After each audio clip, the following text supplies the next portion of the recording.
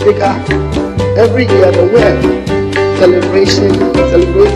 recognizes the socio-economic, cultural, and political achievements of women, and also brings to the attention important issues affecting women, such as discrimination that exists today. Looking at the theme for this year's celebration, gender equality today for a sustainable tomorrow, brings to the mind the contribution of women and girls around the globe who participate in their communities, promoting on climate change adaptation, mitigation, and response in order to build a more sustainable future for all women. Mr. Speaker, gender inequality is not only a pressing moral or social issue, but also a critical economic challenge. If women, who account for about half of the world population, are not given the chance to achieve their full economic potential, the global economy will suffer. Mr. Speaker, when the women, Mr. Speaker, women are very important in all spheres of life, and it is by this reason that Dr. Pejri Agri said, if you educate woman, you educate a man, you educate an individual. But when you educate a woman, you educate a nation. Mr. Speaker, there is a fear out there that when women rise, it means men fall. But it is not so. Women, we are complements to men. We are not competitors. So when you help us to rise, it will curtail the suffering of men, and society will gain. Mr. Speaker, many years ago, women are being stereotyped of certain jobs that we need to take. Especially, women has been given the roles of the back door, that we should be at the kitchen, we should be the nursing mothers and others that has been allotted to us. But today, as we fight for our rights, things are being changing. It's been slowly, in a slow pace. Mr. Speaker, we therefore urge our men counterparts to hold hand in hand with us, bring us all up, so that we will all come to the same level, so that we can also help them. Mr. Speaker, gender biases. When you talk of gender biases, sometimes it is an unconscious effort. People always see others, look at them with a glass of being a particular gender, especially she being a woman is seen as the weaker side, or the weaker person. He being seen as a male is seen as a stronger person. But what I want to assure Mr. Speaker is that women look outside soft, but we are inner strong. We have so many parts in us that we can do the job. There is a saying which says that the job that what man can do best, but what men can do, women can do. And looking at women that has been given positions at various places, how they are faring in those places. Mr. Speaker, upon this note, we are asking our men who have been there or who are there, because they've been there for a long time, to hold hand in hand with us, give us, and then they raise us up to come up. We are asking that males should help women to climb up to the ladder, not to rather, because when we are being encouraged, it is for their own good. Assuming a household where the man is the only breadwinner in the house, the man suffers, the children suffers. But when when the woman is also brought up and the woman is also on the same level, you can see the flourishing of that particular house. So, Mr. Speaker, based upon this, we are celebrating all women, and we are urging our men counterparts. We know some of our men are already with us. When you talk about female or women issues, they are with us. But we are urging them all, since we are moving in a slower pace, for them to hold us up, to climb up to the ladder so that together we can all contribute to the economic and social life of this country or the world. Or we can all come up and contribute our quota to the world. Thank you very much, Mr. Speaker. Honorable Zera.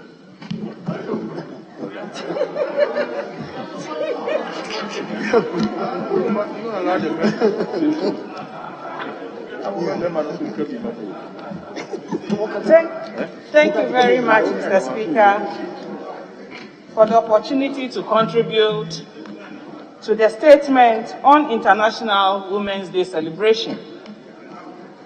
The theme for this year's celebration, Gender Equality Today for a Sustainable Tomorrow, sounds all good and nice to the ear. I guess the 40 women in this chamber all understand and appreciate what the theme is about.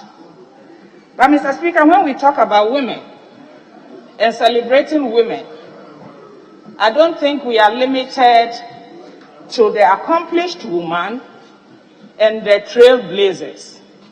Often we celebrate them. We mention the Hillary Clintons, the Sally Johnson, the Mrs. Zuma, South African politician who became health minister, foreign minister, AU chairperson. And I think we tend to forget the women who mold and train the accomplished woman. And where I stand, I tend to celebrate this silent majority women who bring us up for us to become what we are today. Mr. Speaker, over the weekend, because I knew I will not be in the constituency today to celebrate today with my women, I celebrated Women's Day with them on Saturday, Sunday, and Monday. The reason I say this, Mr. Speaker, is that the woman's role is a Codician role which she performs every day and every time. It might be well and good to dedicate a day to celebrate women, but I think that women deserve to be celebrated every day. So I committed 3 days to celebrate the women of my constituency. I saw them deliver babies. I saw them perform outdoorings. I joined them to stir teasers, to make soup, and to carry water from the borehole to the household. Mr. Speaker, this is the bane of the woman. In my constituency, some of the women have to walk 2 kilometers to the nearest water source. And in order that they have to get children to school on time, they have to be up at 3 a.m. to go to the borehole, queue up, get water, come home, bath the children, send them off to school. They go back, get water, come home, wash the husband's clothing, do the house chores, go to the market, come back, go back to the river source, get water for the evening meal. This is the everyday life of the woman. And these are the women that we need to celebrate. They are giving up so much, but they are not getting enough recognition. Mr. Speaker, this morning, when I woke up as the head of the house, because the women are the head of the house, I had to get breakfast for everybody. I went to the confectionery shop to buy bread, and the cost of a loaf of bread had changed from 10 cedis Friday to 13 cedis this morning. Hey. I had to scramble through my purse to find some coins to make up the 3 extra cedis that I needed so I could purchase a loaf of bread for the family. Mr. Speaker, the reason I'm making this point is that women plan the household budget. In fact, there's a story of a man going to visit his friend, When he got into the house, the mother and the kids were sitting there busy with pen and paper putting together the household budget. And he asked, "Where is Daddy?" And they said, "Daddy is under the tree. He's playing cards." So his friend got there and said, "Why are you playing cards and you've left the woman and the children to worry about the household?"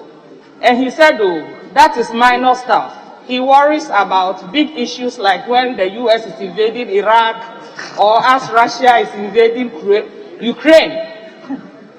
So that is women's stuff. Is it not because he wants peace at home? Mr. Speaker, the man forgot that for him to be able to join the invaders, he has to eat well, be strong, be well nourished before he can join the war. And the women take care of that. Mr. Speaker, in our economy today, we the women, the mothers, we are not able to plan. We are unable to plan the family budget because everything in very rapid succession. Everything has become so fluid in this country that you cannot assure yourself that the Kobe you bought for 5 cedis yesterday is still 5 cedis this morning. This is what the everyday woman in this country is going through.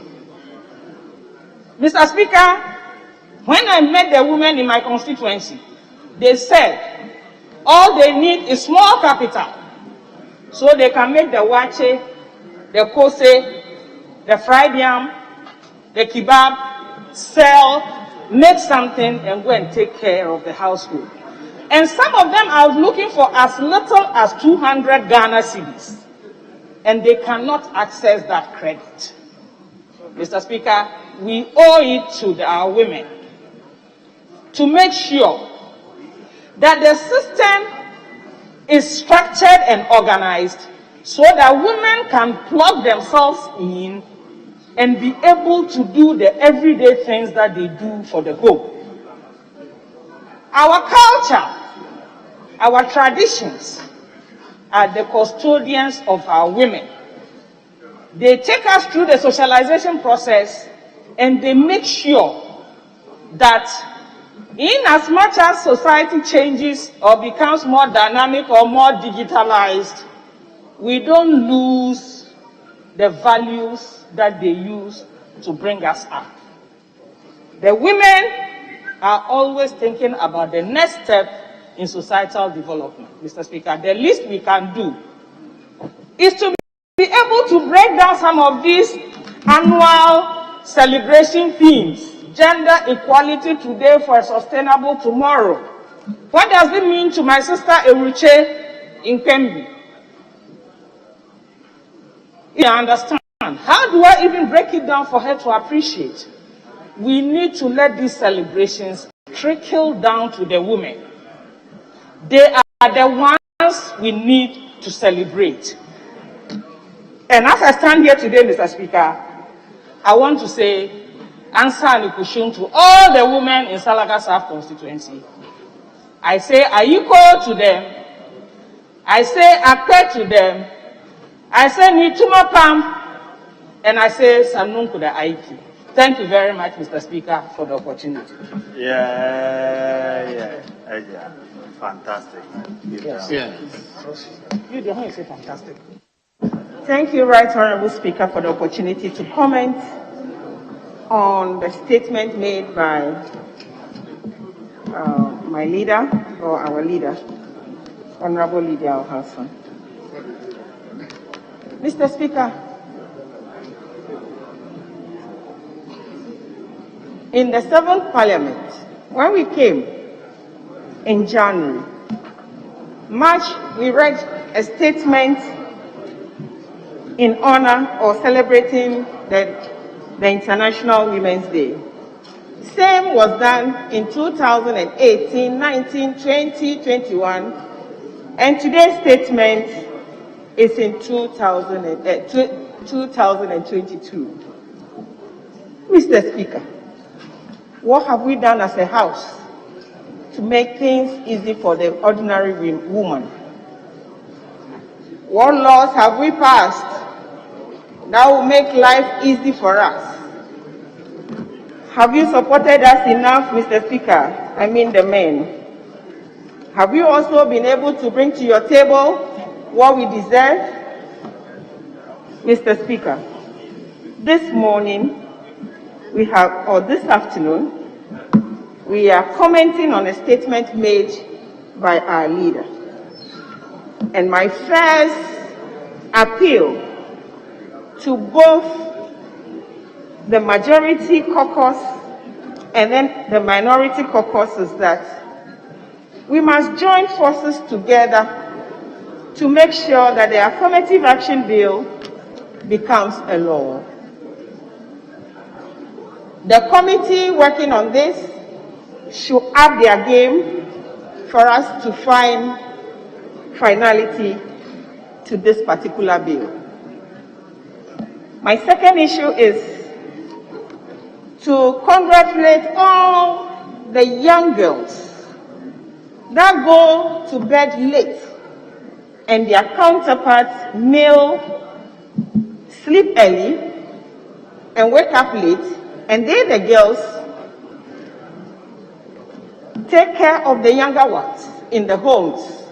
When you get to my constituency, Mr. Speaker, these young girls walk a certain number of kilometers to get to school. Yes, that is the barrier for a sustainable tomorrow.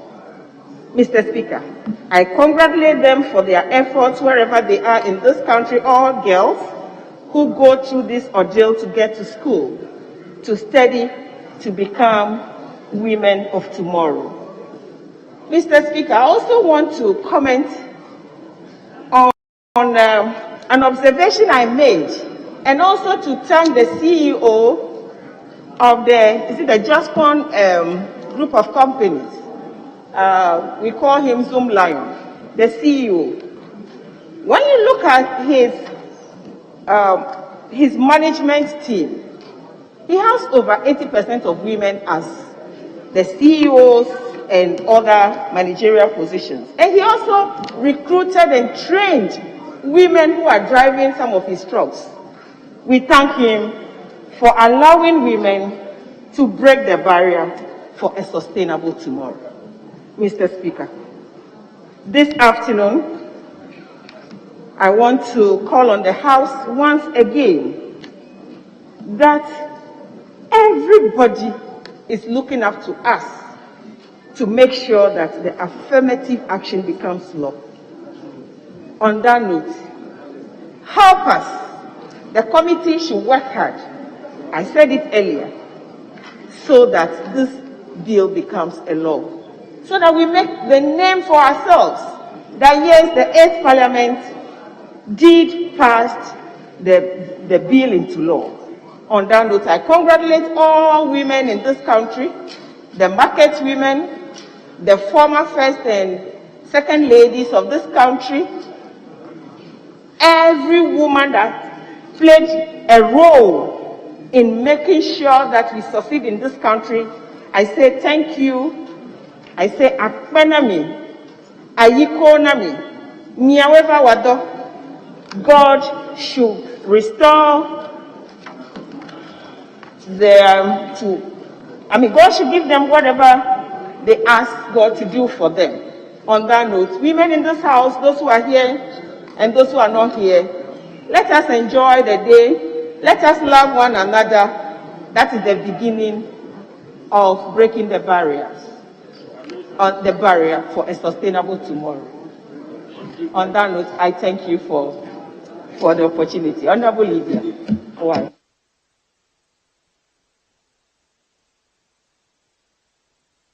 Yes, Honorable. Thank you, Mr. Speaker, for the opportunity given me to contribute to the statement able made by our honorable leader. Mr. Speaker, we most often than not quote in part what Dr. Agri said. But the beginning of his statement says that the surest way to keep people down is to educate the men and neglect the women.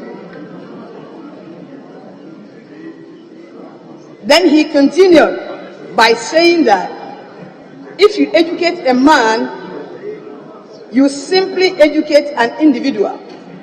But if you educate a woman, you educate a whole nation. Mr. Speaker, so as a nation, if we want to neglect women, then it means that surely we are keeping people down.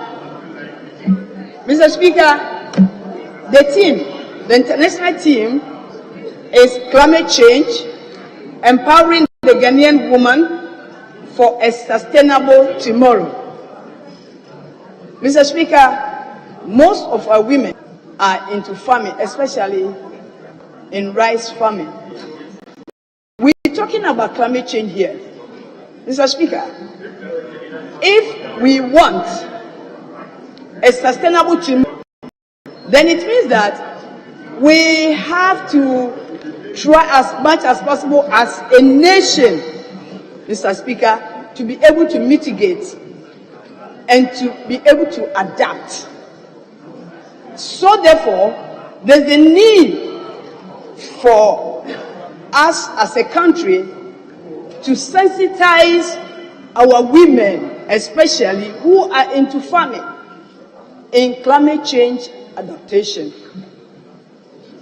Mr. Speaker, we also have to come out with policies, serious policies that can empower women, so that as a nation we will not be lacking behind. Mr. Speaker, the condition of women in the nation is the real measure of the progress of the nation. So if women are struggling in a nation, there wouldn't be any progress for that nation. So Ghana must make sure that the women in this country do not struggle, they do not suffer.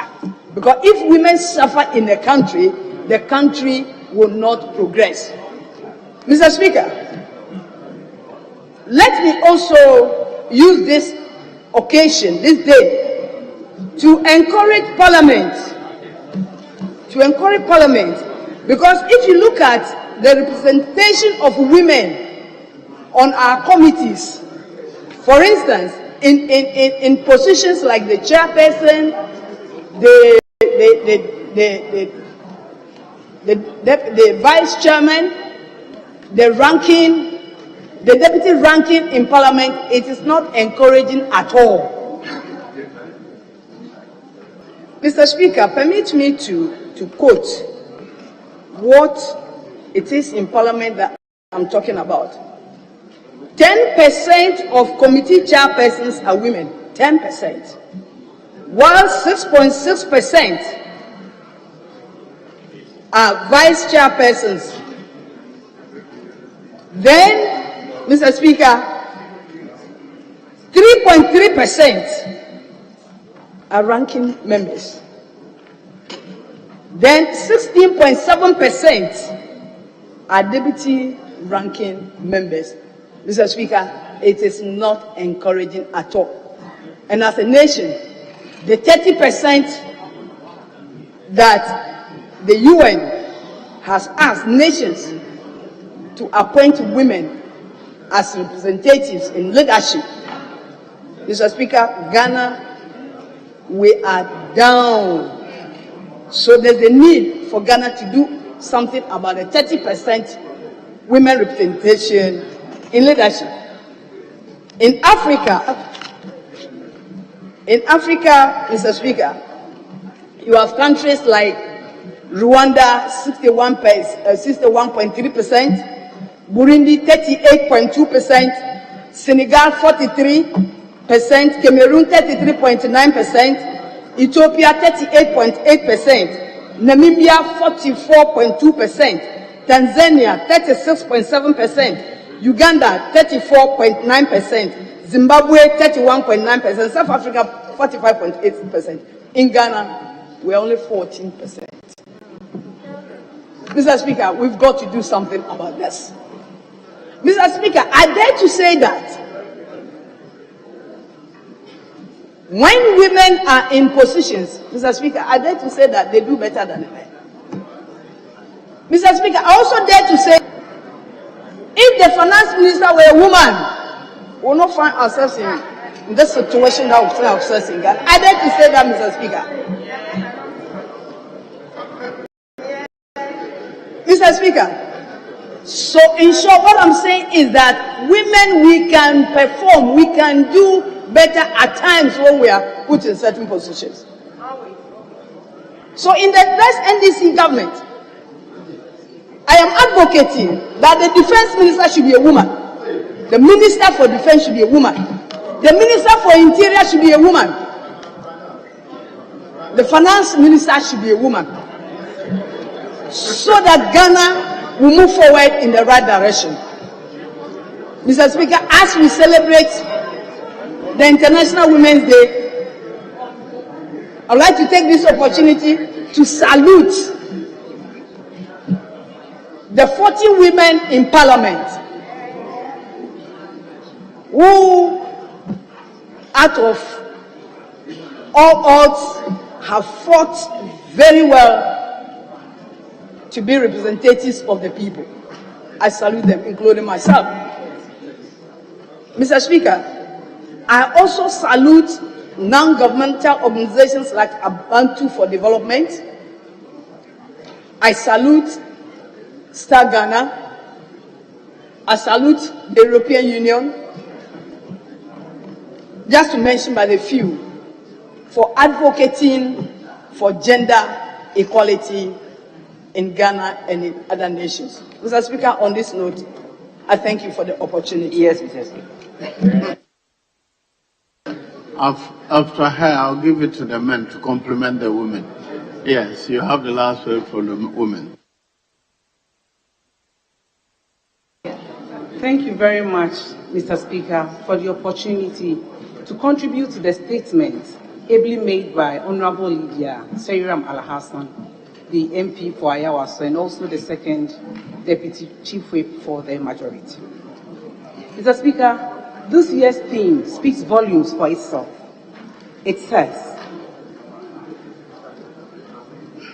gender equality today for a sustainable tomorrow. It gives us the opportunity to reflect the position of women in our society. The UN Women have put this aptly, and with your kind permission, I quote how they put women in society. They say, gender inequalities remain deeply entrenched in every society. Women lack access to decent work and face occupational segregation and gender wage gaps. They are too often denied access to basic education and health care. Women in all parts of the world suffer violence and discrimination. They are underrepresented in political and economic decision-making process. Mr. Speaker, for the purposes of my contribution, I will look at the underrepresentation in political and economic decision-making. Mr. Speaker, need I look further than the Ghana's parliament today, the 8th parliament? Today, women are not celebrating mediocrity. In the 7th parliament were only 34 women, and 8th parliament, 40 women. We are not celebrating that increase. We want to celebrate proper increase. 6 is not good enough. What are we doing as a country to encourage many more women to come to parliament? What we do is to pay lip service to gender inequality. What pragmatic steps are we taking to have more women in parliament? Mr. Speaker, Tavadi in 2019 did a survey of 29 countries on gender and climate change, and same published in the European Journal of Political Economy. The survey, Mr. Speaker, revealed that women's representation in national parliament leads to the adoption of more stringent climate change policies, resulting in lower emissions. At the local level, women's participation in natural resource management, according to the study, is associated with better resource governance and conservation outcome. Yet, as a country, we have not done much in bringing women to Parliament. One will say that women don't put ourselves to come to Parliament. Women do, but we need the enabling environment to survive.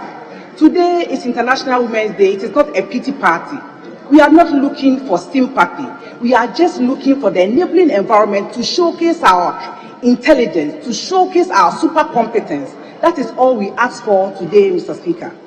Mr. Speaker, today, I also want to celebrate two prominent women, and for two different reasons. First, I celebrate Excellency Lordina Dramani Mahama. Mr. Speaker, I celebrate her because women have been placed at a place called Witches Camp in Gambaga, abandoned to their fate to die. He has taken it upon herself to give them shelter and give them food. I hope that many more people will emulate this and go to their aid, and the end result is to get them back into the societies where they really belong. I finally want to celebrate Excellency Nana Adjumani Rawlings. My reason for celebrating this amazing woman is her contribution towards the promulgation of PNDC Law 111. Mr. Speaker, before 1984, it is tried learning that upon the death intestate of a man, an Akan man, all his property became family property, and his own children lived in his house subject to good behavior. This unfair situation made a lot of children, street children, even though their father had left a lot of wealth for them. But for the passage of PNDC Law 111, many children wouldn't have gone to school. This beautiful law that Excellency Nana Adjumani Rawlings championed to let happen is the reason why people die and their own children and spouses are able to enjoy their properties. So today, as we celebrate International Women's Day, I want to celebrate her and thank her for her contribution towards this promulgation of that law. I also want the 8th Parliament to be remembered one day for the passage of the Affirmative Action Bill. I pray that the Minister for Gender and Social Protection will bring this law back to ensure its passage.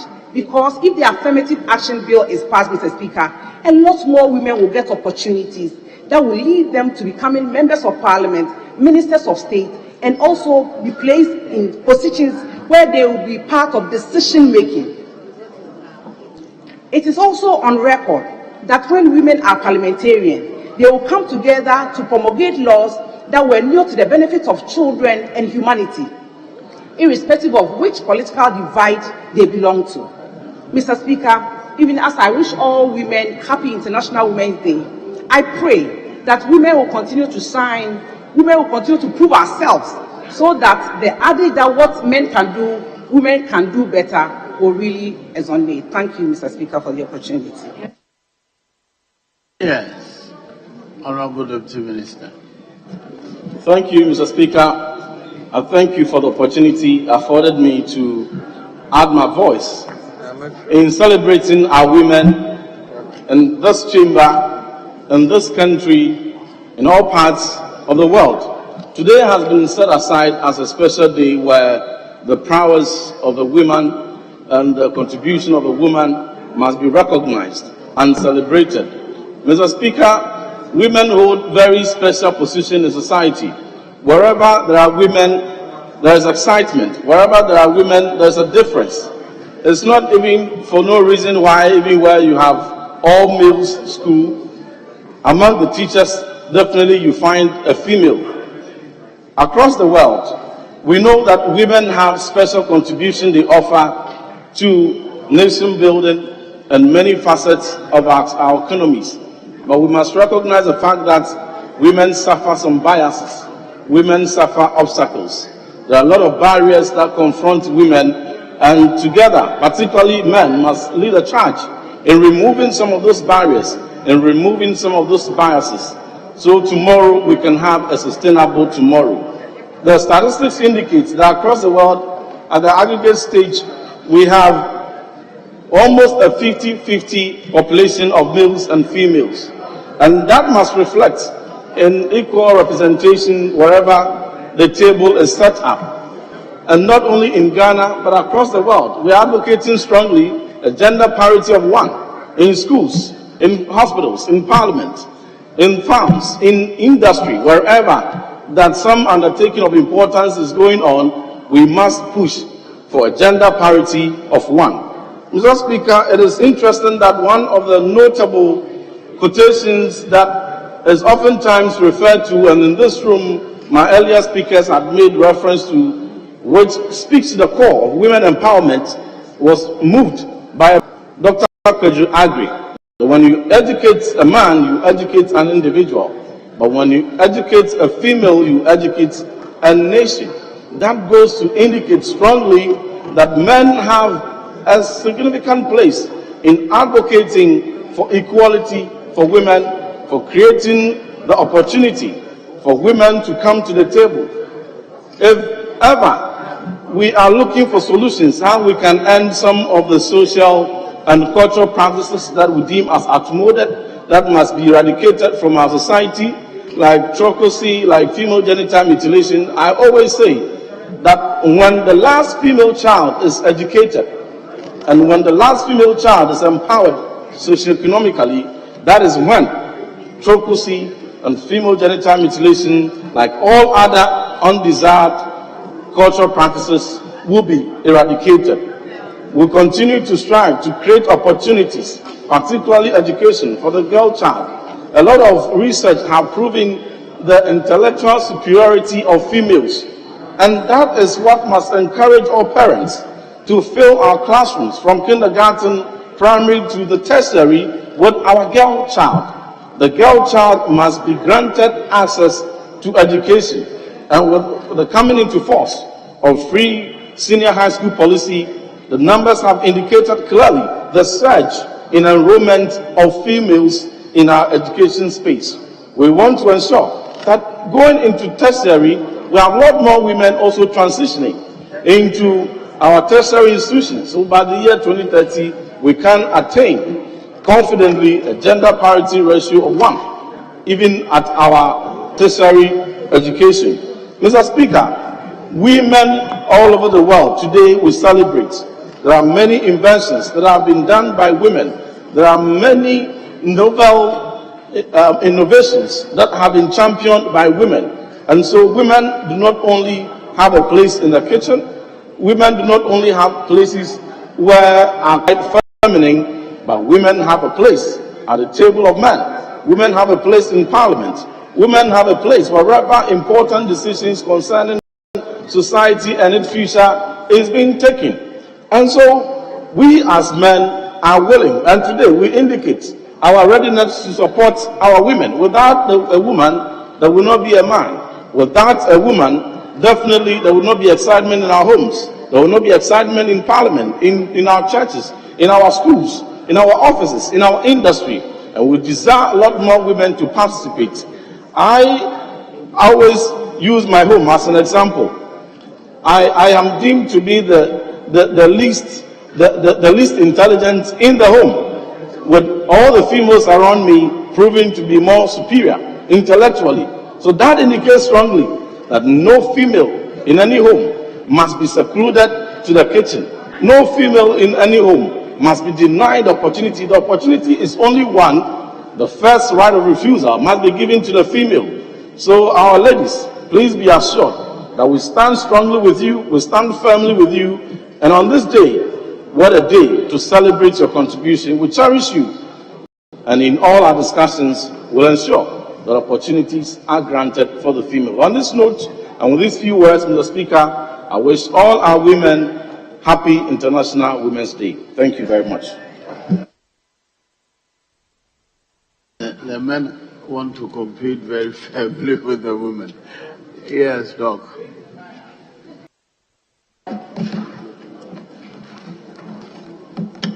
Thank you, Mr. Speaker, for this opportunity.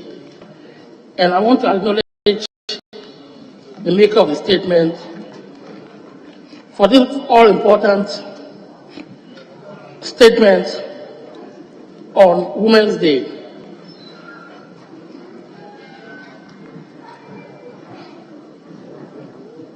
Mr. Speaker, the fight goes on, and I must say that in Ghana, we've not been left behind. A woman has gotten to the number 3 position before. That is Speaker Joyce Bamford Addo. Under President Atamuos, she became the Speaker, and I'm saying the fight still goes on because a major political party during the last elections elected a woman to partner the presidential candidate John Dramani Mahama, and that was in the person of Prof. Nana Opoku-Agyeman. Right, Honorable Speaker, the theme for today is gender equality for a sustainable tomorrow, and it is related to climate change. And we know that the world is warming up. The ozone layer is being destroyed. And the fight has been going on for some time. Now, the intention of this day is to see to what extent, if we can bring our women into this fight, whether we can really make progress. By this, I'm saying that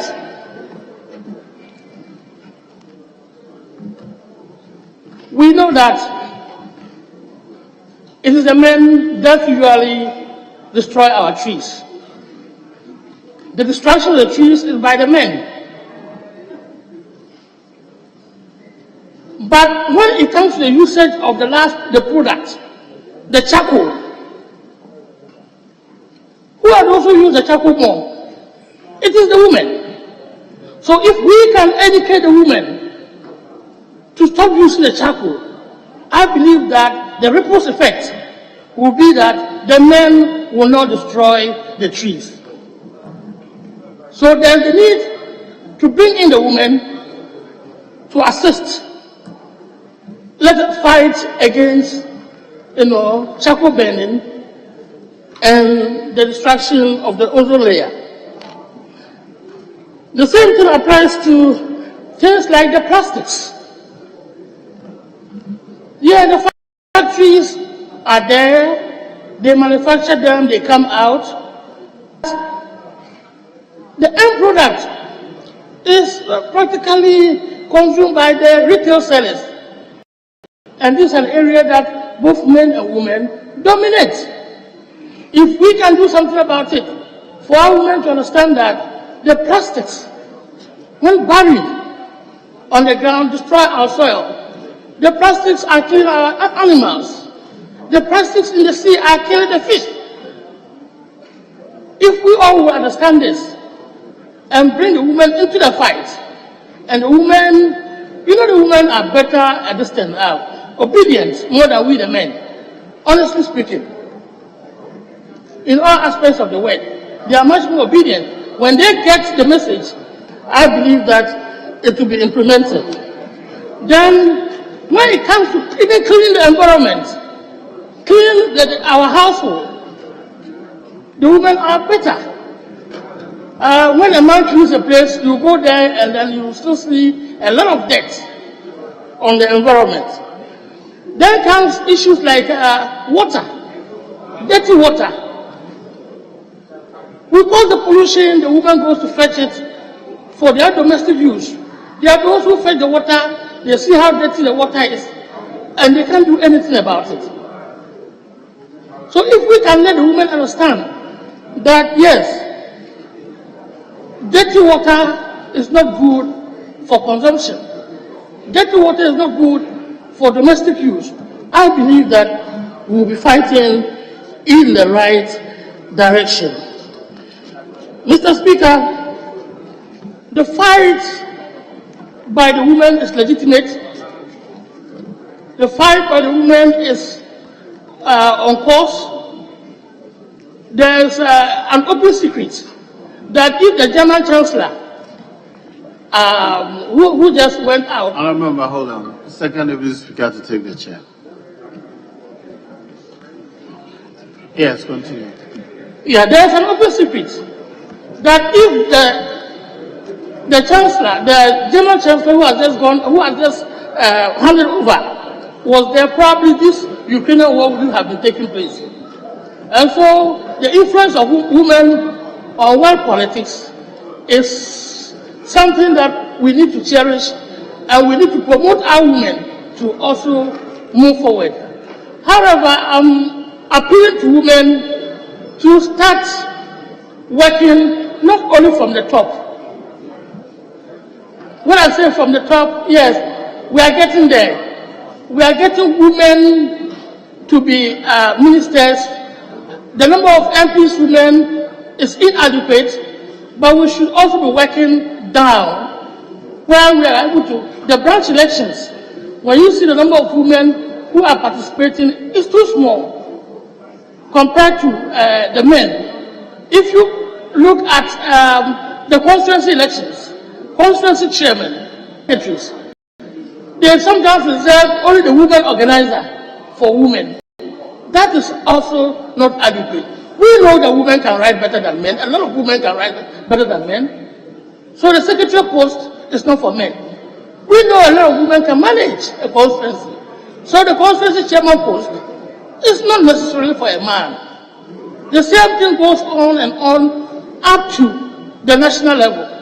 So whilst we are working to get to the top, let us not also forget about the bottom. I want to thank the maker of the statement once again. Thank you, Mr. Speaker, for this opportunity.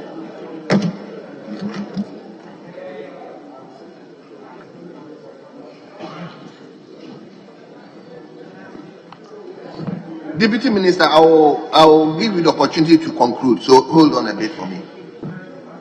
Let me come to the lady. Is it that they have to come? Yes, let's hear you. Thank you, Mr. Speaker, for the opportunity to contribute to the statement on the International Women's Day celebration, and I wish to commend the maker of the statement. Mr. Speaker, I want to use this opportunity to congratulate all women in Ghana, women in Parliament, and especially women in Ladade Kotopon for the hard work they are doing. Mr. Speaker, I want to support or congratulate the market women out there. We all know that these market women are contributing their quota, they are working so hard and supporting the men to take care of our children. Mr. Speaker, I want to support the call for to break the bias, in the sense that as these women work so hard to educate their children, the children have grown, there are girls in there, there are women in there, and so there is a need for the men to support us even as we come up. Mr. Speaker, I want to talk about, when we talk about women in the market or in the informal sector, I want to talk about the likes of Dede Ashkishan. If we recall, during the Nkrumah days, she supported Kwame Nkrumah during the independence, and these are women that we have forgotten about. She supported with her money that she had accrued from her trading activities. Mr. Speaker, I would also want to mention Esther Oklu of Nkulenu. She was an entrepreneur who worked so hard, and today, because of her, we have the palm nuts in cans. Mr. Speaker, women have worked so hard.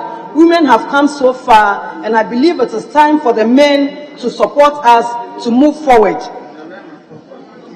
That is, we should, as the saying goes, behind every successful man there is a woman. I want to say that beside every successful man there is a woman. we need the men to support us in our cause, in decision making in our country.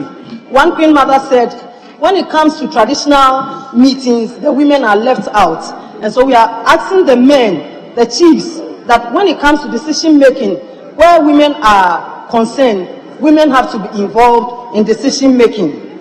Mr. Speaker, women have really contributed our quota. And on this occasion, as we celebrate the International Women's Day, there is a need for us to break the bias so that the woman coming up, the school child coming up, will know that even as she comes up in society, even as she comes up to be a doctor, to be a nurse, to be a teacher, she knows that there is space for her up there to contribute her quota to the forward movement of our nation.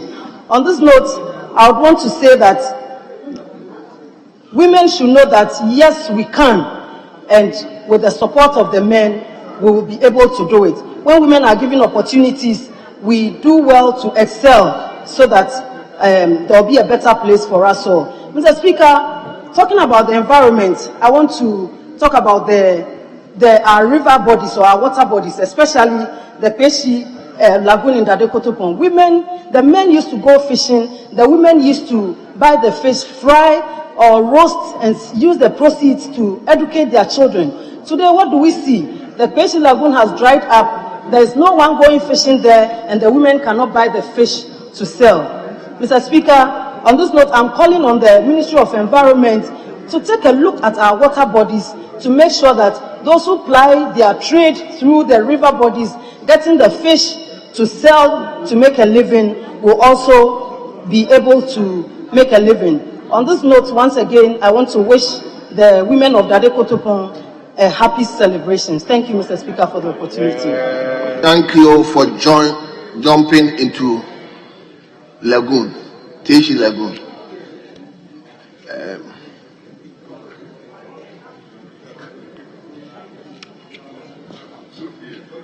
Don't you think we've had enough?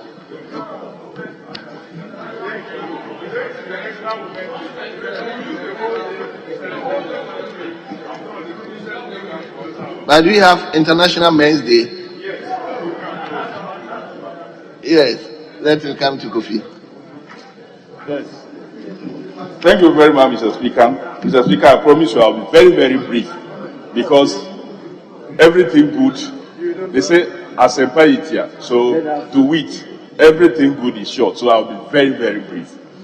Today is an International Women's Day and must be recognized as such. And I want to thank the maker of the statement for drawing our attention to it. But Mr. Speaker, in breaking the bias, I believe that next year we will start from the chamber here. That when our women appear in such beautiful cloth, Mr. Speaker will also sit wearing the same.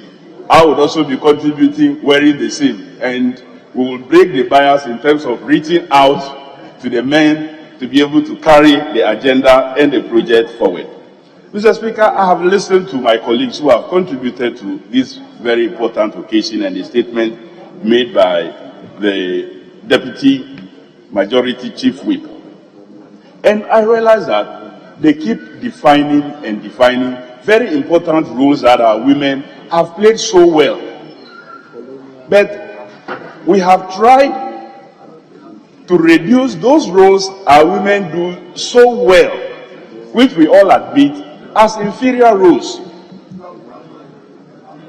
How many of us, Mr. Speaker, can survive for a number of days without having something in our tummy? Our women who enters the kitchen to do this do it so well, and we appreciate it. But we don't consider that as an important role they have performed in such a way that when they are given other bigger roles, they will be able to do it so well. But a young boy maybe flies a helicopter or does a good calculation in mathematics and is so highly celebrated. I think, Mr. Speaker, we must start identifying the very little things our girl child are doing so well and raise the recognition of those ones in order for the world to appreciate the fact that women can do even much better given the opportunity in any role and in any assignment. Mr. Speaker, there are some other areas that our women could help themselves. By nature, the woman is defined and has come to be sympathetic towards somebody else even more than herself because of their upbringing. The woman will cry for the child first before even thinking of herself. These have carried them through into their world of work. But this should not be a limiting factor. We must encourage them to use this good thing to try to push even further. We witnessed in this country when there was promotion of send your girl child to school, send your girl child to school. It got to a point we had more girl child in the basic level than even we had the men. So it means if we intentionally put some efforts in trying to break the bias, Mr. Speaker, we will be able to achieve it.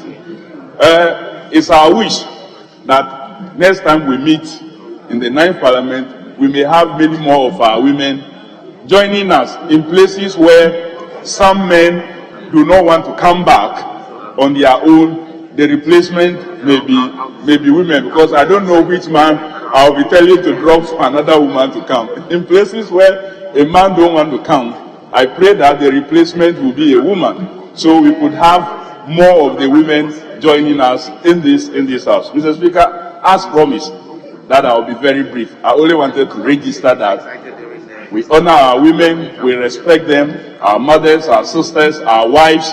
They are doing so well, and they can even do better given the opportunity. Thank you very much, Mr. Speaker, for the opportunity to make a comment. Yes, let me come to leadership.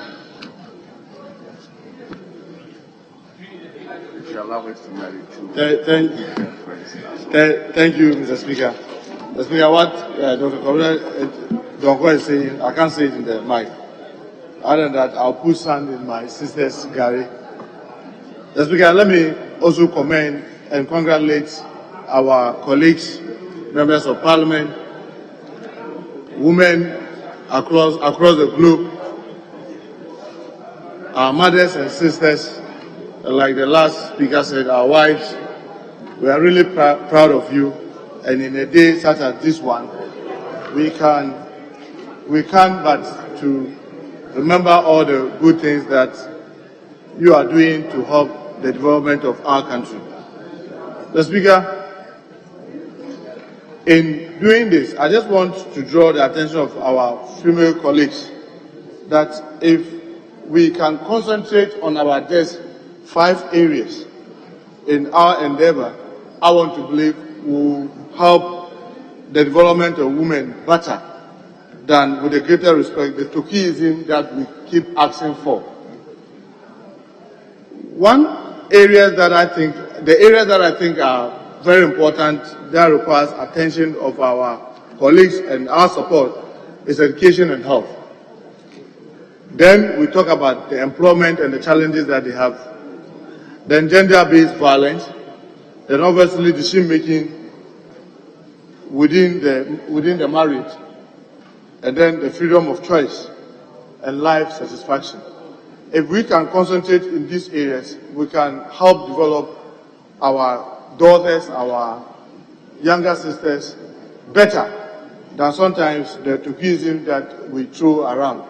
So let me say, this is the first time in the history of our Parliament that you have 40 strong women sitting in the chamber. Since independence, we've never had this. And this is a very big achievement. We need to commend them. Yes, we need to do more to be able to get to parity. But to have 40 women, each of them fought on their own strength. I mean, if you look at Honorable Lydia, she has to beat a gentleman to be here. Ajay Laraba, she has to beat a man in a hot contest to be here.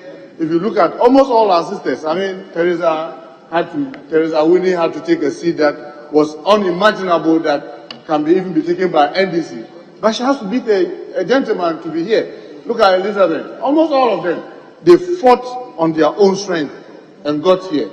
So you cannot discount them in any way, except to commend them for the hard work that they put in getting here. But Mr. Speaker, let me caution the jump to always ask, oh, we are women, so because of that, give us this. It's a worrying trend. You fought on your merit and got here. Continue to provide role modeling by working hard to justify whichever position that you get to occupy. I mean, I was here when the former former Supreme Court judge became our Speaker, Madam Bamford Addo, as Speaker. And those of us who were here with her, you cannot pretend to say that she was just favored. She deserved it. She worked for it. I'm looking forward to the day that we have a female majority, minority leader, or a female chief whip on both sides. I mean, when you come to Parliament, this is where the chunk of the work is. And I'm looking forward to the day that they'll be here. But the sad thing, Mr. Speaker, I must admit as a whip, is that when our colleagues get into the House, just like some of the other male colleagues do, they do not take the work that we do here very seriously. And most of the time, they absent themselves, they don't sit to really work themselves to the work. When you do that, you put the leadership in difficulty in trying to create, because you cannot just give opportunities to undeserving. It has to be given, and everybody says that, oh, this is deserving. And remember that we also have a standing order that talks about balances. I heard one of my colleagues, Honorable Helen Tosu, were talking and giving statistics of the females in leadership. For example, on our side, we have 20, very strong women. 11 of them are continuous MPs. 9 of them are new MPs. You cannot just give leadership positions to people who have just arrived and are still learning. It is not done anywhere. You can't do that. And I can say, if I take my list and I go through most of the continuous women that are on my side, in fact, they got more than they deserve. Because our standing orders is very, very emphatic about creating the balances, whether gender, region, and what have you. And if I have to go through it, just because you see that if you run it through the percentages, you see that we deliberately try to encourage a lot of the women. And you can see in some sensitive committees that people even fought, why do you have to put this person? We deliberately put them to give them the opportunity to be able to learn so that they'll be able to match up and be able to come up very strongly in the House. I want to encourage our female colleagues to take the work that they do very seriously. I must admit some of them are doing very well. But we want to see a lot more of them taking the work that we do in the chamber here seriously. Mr. Speaker, the work of a parliamentarian is to be in this chamber. This chamber. If you are a parliamentarian and you cannot glue yourself to this chamber, then I'm sorry. You can be 3 times, you can be 4 times here, you will still lack a lot of things. The secret is be in the chamber from start to finish, as much as possible. Because this is more than a university. Because remember, the archaeology to zoology of our country passes through this house. By gluing yourself to this house and the chamber, you learn so much. Just because it will interest you to know, the moment we get to bills, you look around and see how many of the women you see. I'm drawing the attention to the weak areas that can strengthen them. You go to committee, some of them just go write their names and they leave. And they don't stay. I am pointing these weak areas to our female colleagues. These are the areas that you can strengthen yourself and be able to match up. Should you one day the opportunity for you to become a chair or ranking or in leadership avails itself, you'll be able to match and work efficiently. It is not with the get there is a biscuit that you just share around. If it's given to you and you've not worked to be able to earn it, it will come with a lot of challenge. You see that you have been having a lot of challenges. Mr. Speaker, one of the areas that I think that all of us need to concentrate, like I said, the 5 areas, education and health. Mr. Speaker, what excuse do we have that Parliament of Ghana, Fourth Republic, almost 30 years, we do not have a kindergarten here? How many females are members of Parliament? How many females are staff of Parliament? we tend to forget that they have a role that is very, very important to play, that is taking care of kids. And it inhibits women in terms of their employment, because she has to be sure that she has a place to keep the younger child so that she can concentrate on the work that she's doing. I have said this a number of times. It is long overdue. This parliament needs to have a kindergarten or a nursery that helps working mothers who work within this environment so that they'll be able to give her their best. Look at the health system that we have, the clinic that we have. We don't even have a gynae. So should any of our colleagues is pregnant or the staff here is pregnant, shuttling between here and probably read here, Palebu and other things, pose as a challenge, and then we then complain again that, oh, she's not in the office, she's lazy, she's that, forgetting that these are some of the things that inhibits their progress.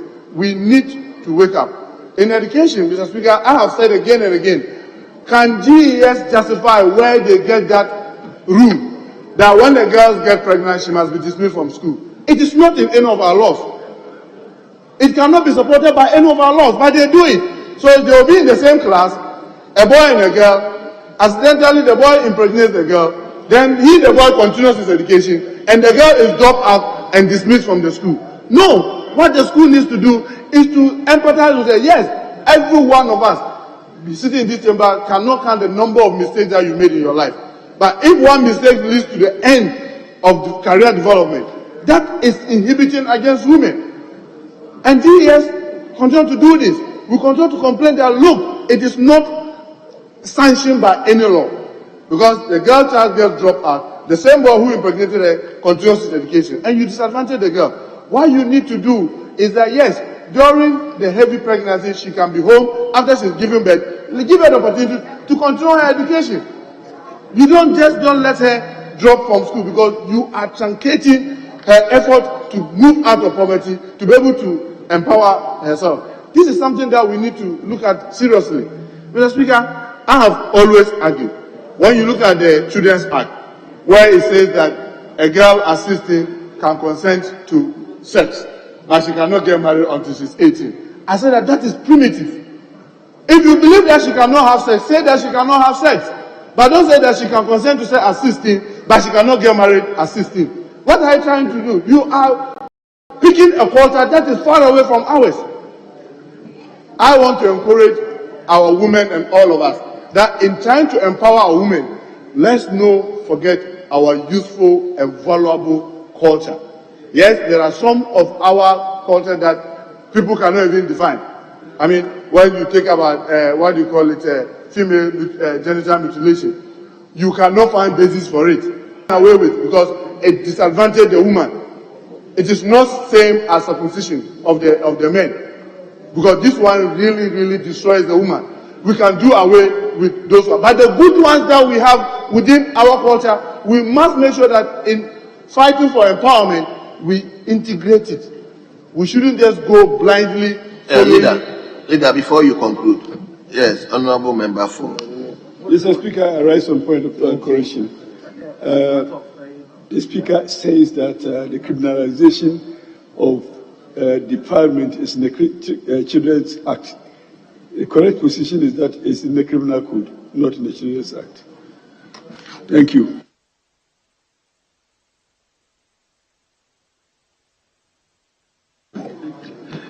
Yes, leader, let's hear you. Let's conclude. Okay, Honorable Apia Kubi, check the Children's Act. We've been working with it in this chamber for long, and I say that it's also in the Children's Act. But after that, you and I can look at it.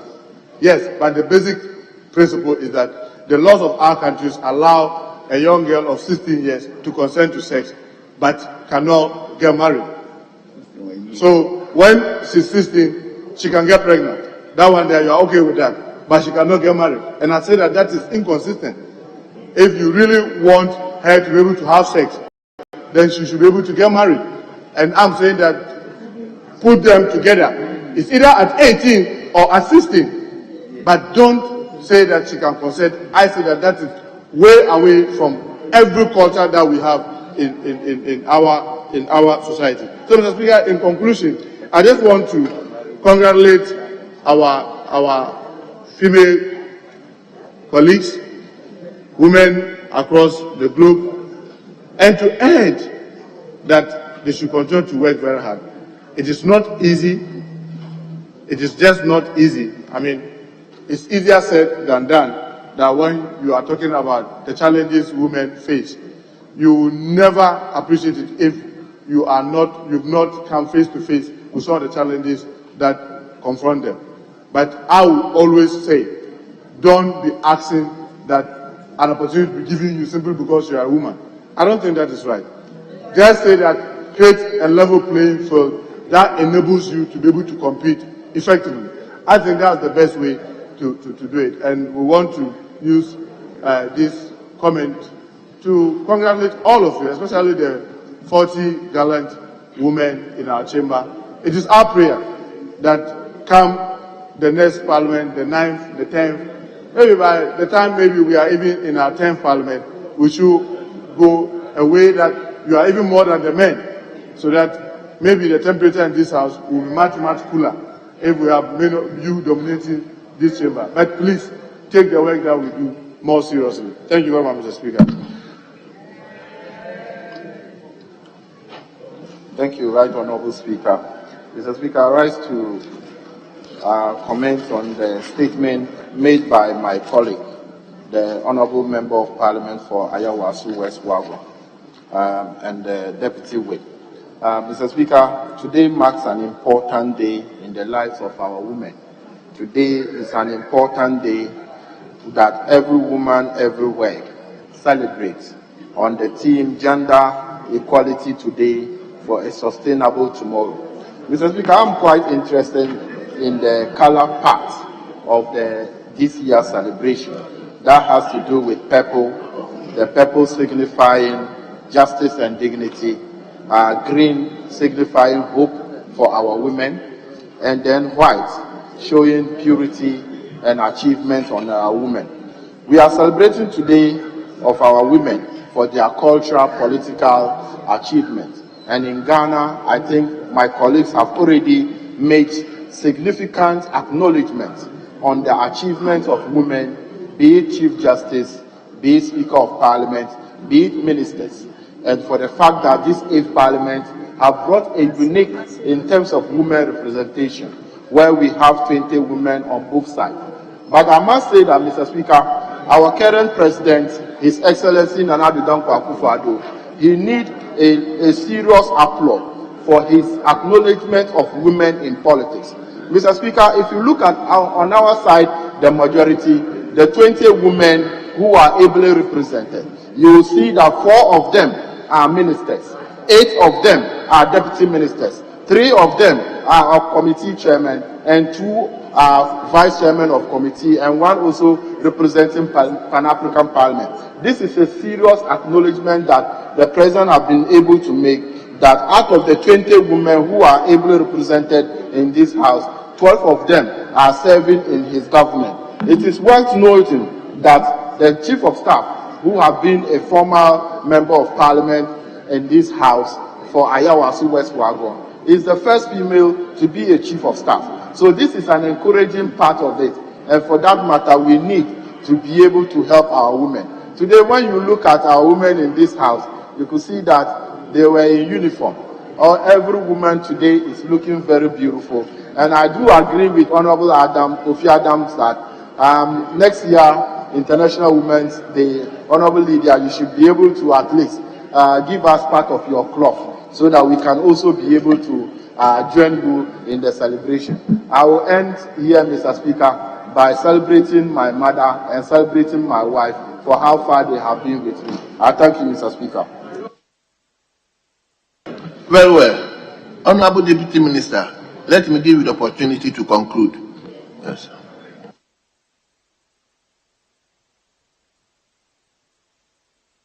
Thank you, Honorable Speaker, for the opportunity given me. I would like, first of all, to thank our leader for the statement that she has given on this special day. I think today is very special in the lives of all women globally, and Ghana is not excluded. Today's celebration, what I'm highly interested in is break the bias, as honorable colleagues here have made mention. How do we break this bias? We have to break the bias religiously, culturally, politically. We have to break the bias politically. I want to state politically, because in this house, a lot of the political decision makers are men. So, as honorable leader made mention that we should avail ourselves for leadership positions. And I want to say that a lot of women out there can work better than some of us here. We need to identify them and recognize them as such. I had the opportunity to travel to Kumasi with the Ghana Air Force, and I had 2 female pilots who were piloting the plane. And I was so much interested, and I would find out from them that how were they able to do it. And they took me through the process and how they came that far. So a lot of men have to support the women too.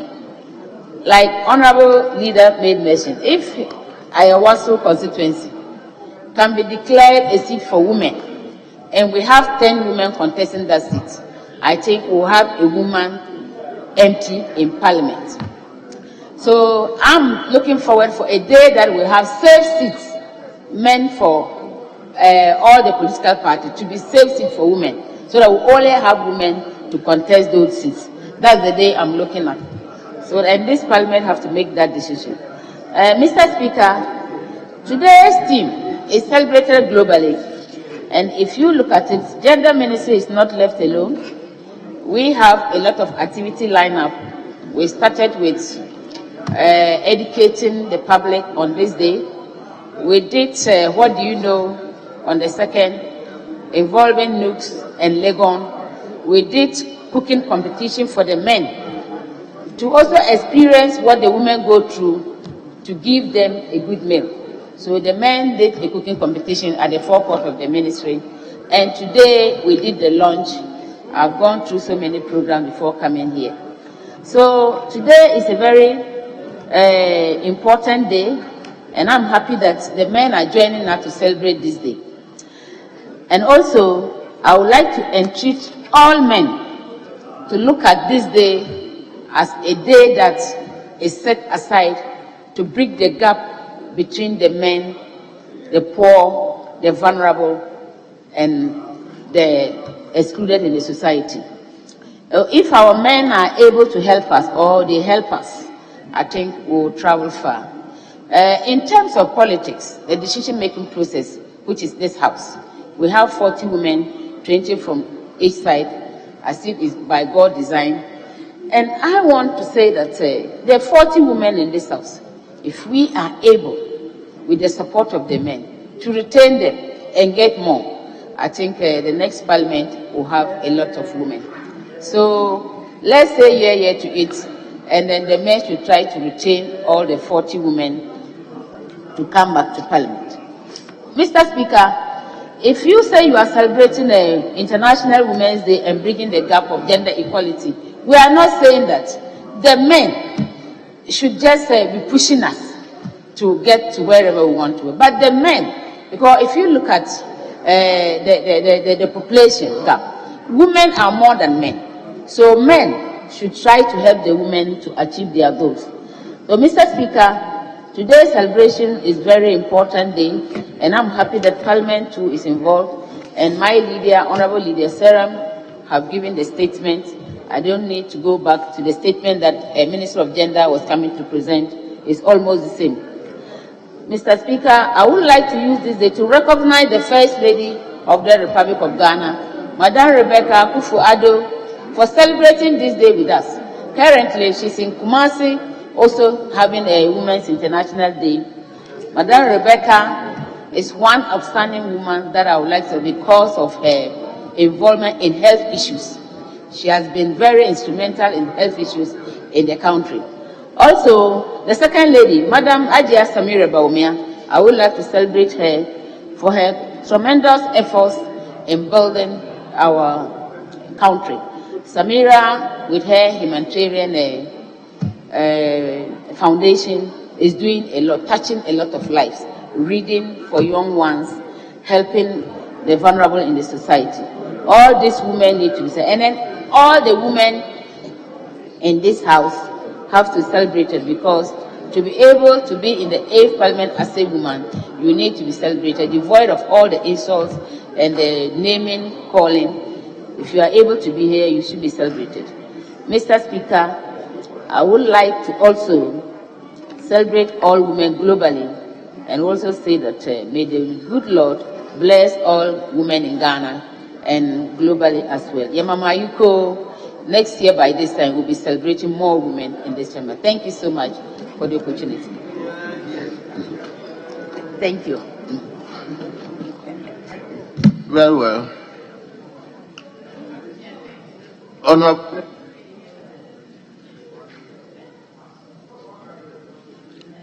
Yes, leader, what is it? Honorable Speaker, I'd like to seek your leave for us to sing our anthem. Today is our day. Kindly. That's why I'm seeking his permission for us to do this. This is our anthem. It's been done here before. It's our own rules. But do you have good singers? Are you good singers? Anyway, let's hear you. If today is your day, let's hear you.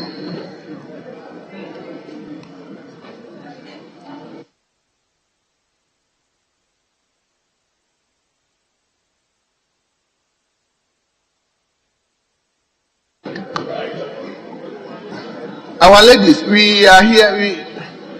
Okay, so shall we?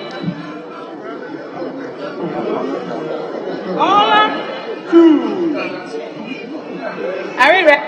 Yeah, we are ready. We are ready. We support you.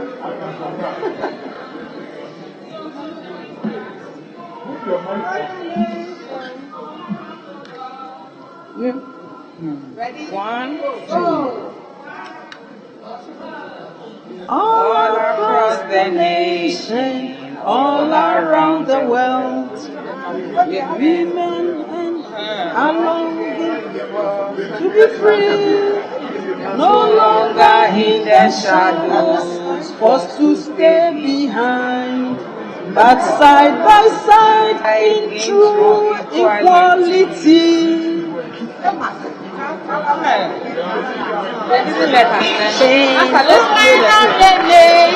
Let's celebrate all in all. The Ghanaian woman. It's not awesome. Honorable members, ladies, did you rehearse? Yes. Did you rehearse? No, Mr. Speaker.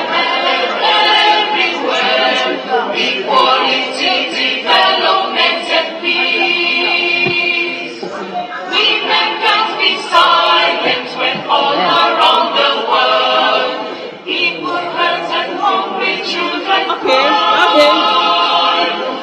Sing out for justice and development, and for the rights of all the people high. So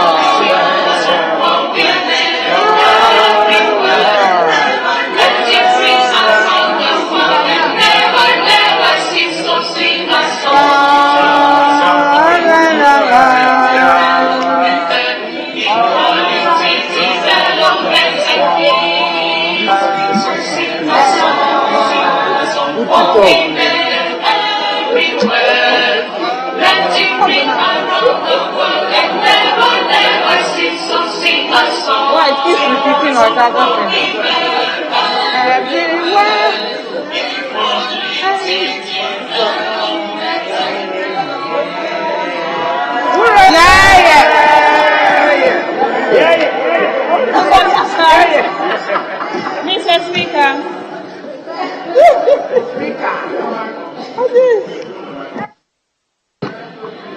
Yes. Thank you, Mr. Speaker. As I whispered to you, we seek your leave once again to continue with our celebration outside the chamber. Thank you very much for the opportunity.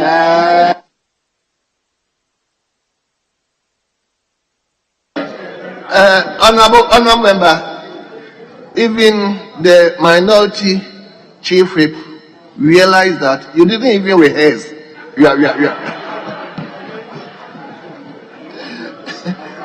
Anyway, let me hear the leadership. Well, Mr. Speaker, I believe that maybe next year our women will rehearse and rehearse better. I want to believe that whatever they may be doing outside is well rehearsed. So that would be better. But we just wanted to plead with them, looking at the number in the chamber, if they could do that after maybe probably when we adjourn, it would be better, since we are not far away from time of adjournment. Because if they step out now, the number will be, the chamber will be virtually empty. So if they could just plan it after. You know, Mr. Speaker, today is their day, and I will be the last to want to put sand in their gari.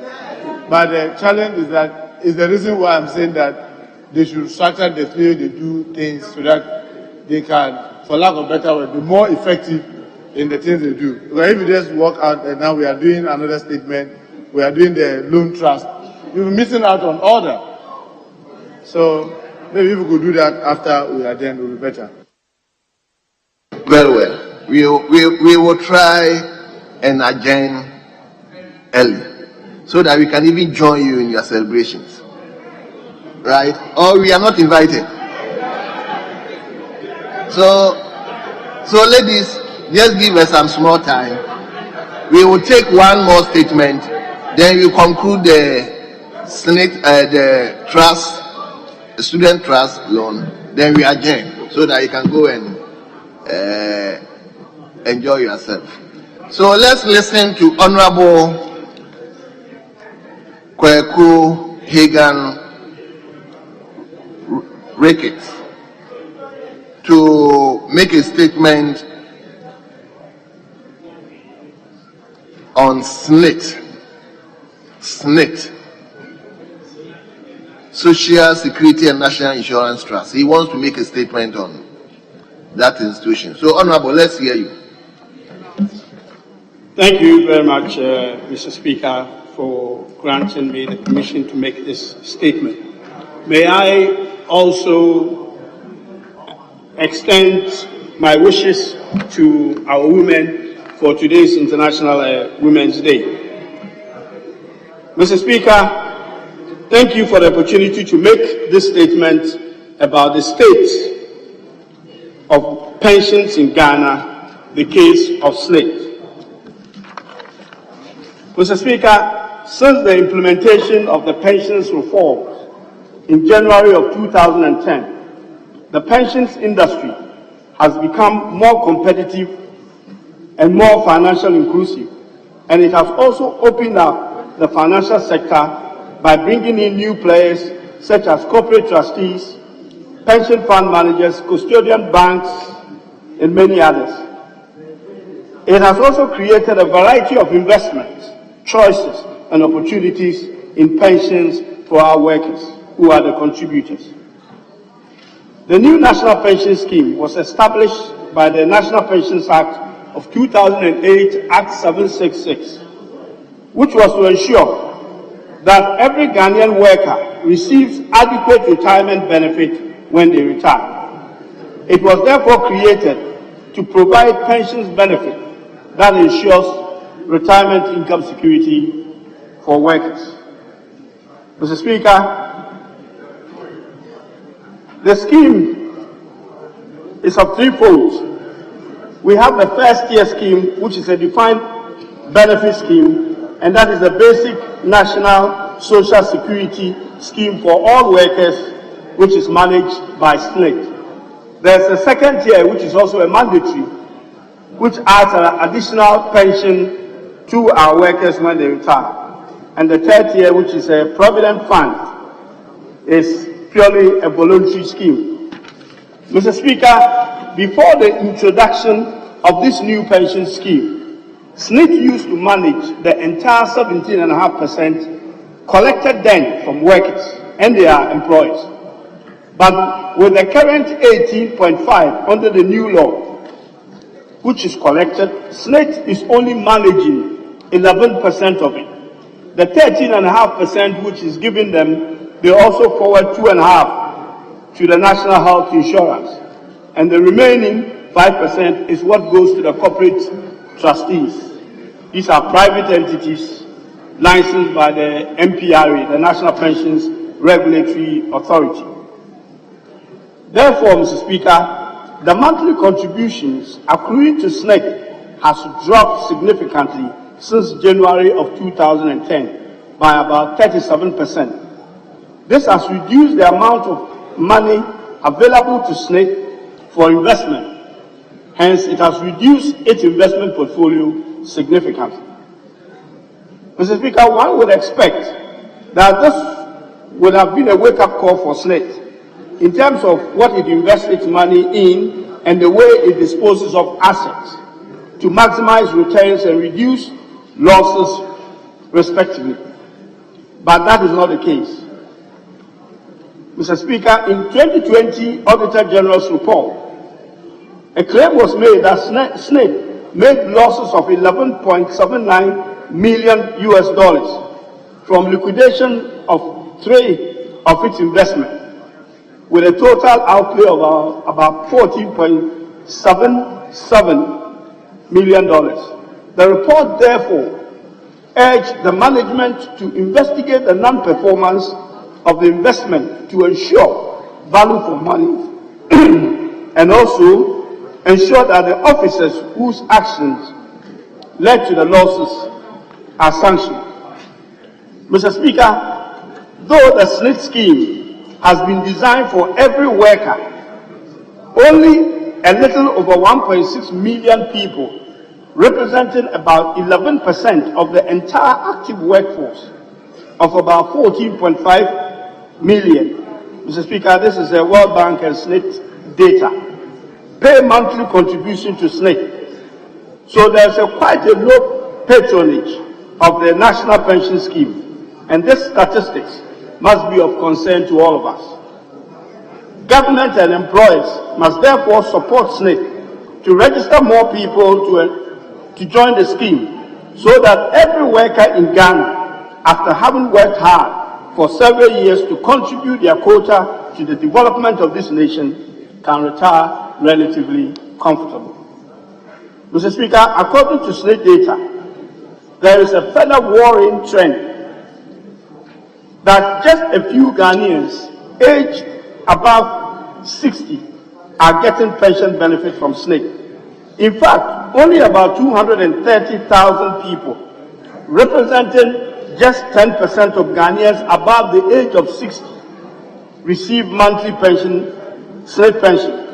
This means that most of our senior citizens have to stay in active service long after they've turned 60 or rely on family members for financial support.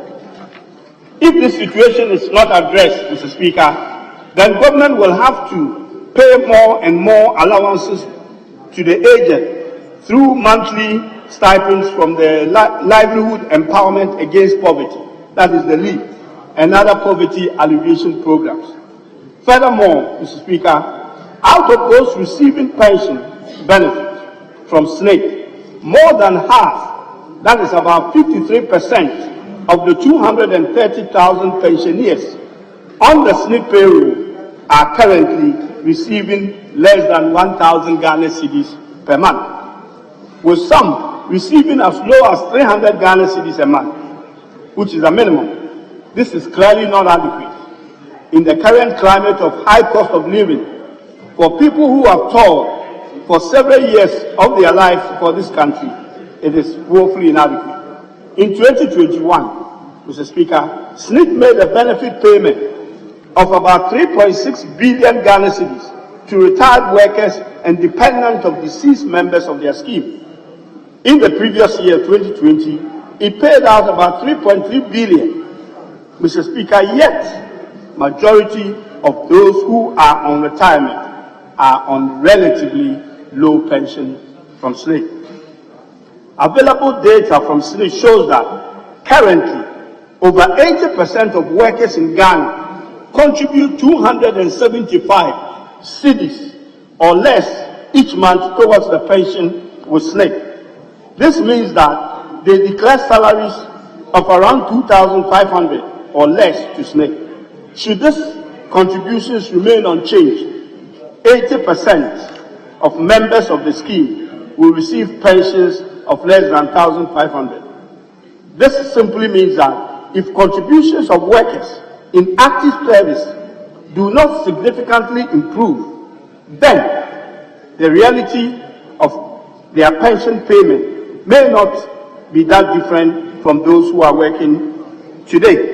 It is therefore important for employers to ensure that their workers contribute to SNIT on their right salaries and enable them to receive a meaningful pension when they retire, to have the financial independence that the scheme promised them. Mr. Speaker, in recent publication by SNIT advertised that it's looking to sell off all of SNIT-owned hotels to a strategic partner. These hotels are Labadi Beach Hotel, La Palm Beach Hotel, Elmina Beach Hotel, the Ridge Royal, Buzia, and Trust Lodge Hotel. SNIT says it wants to develop these hotels into world-class standard.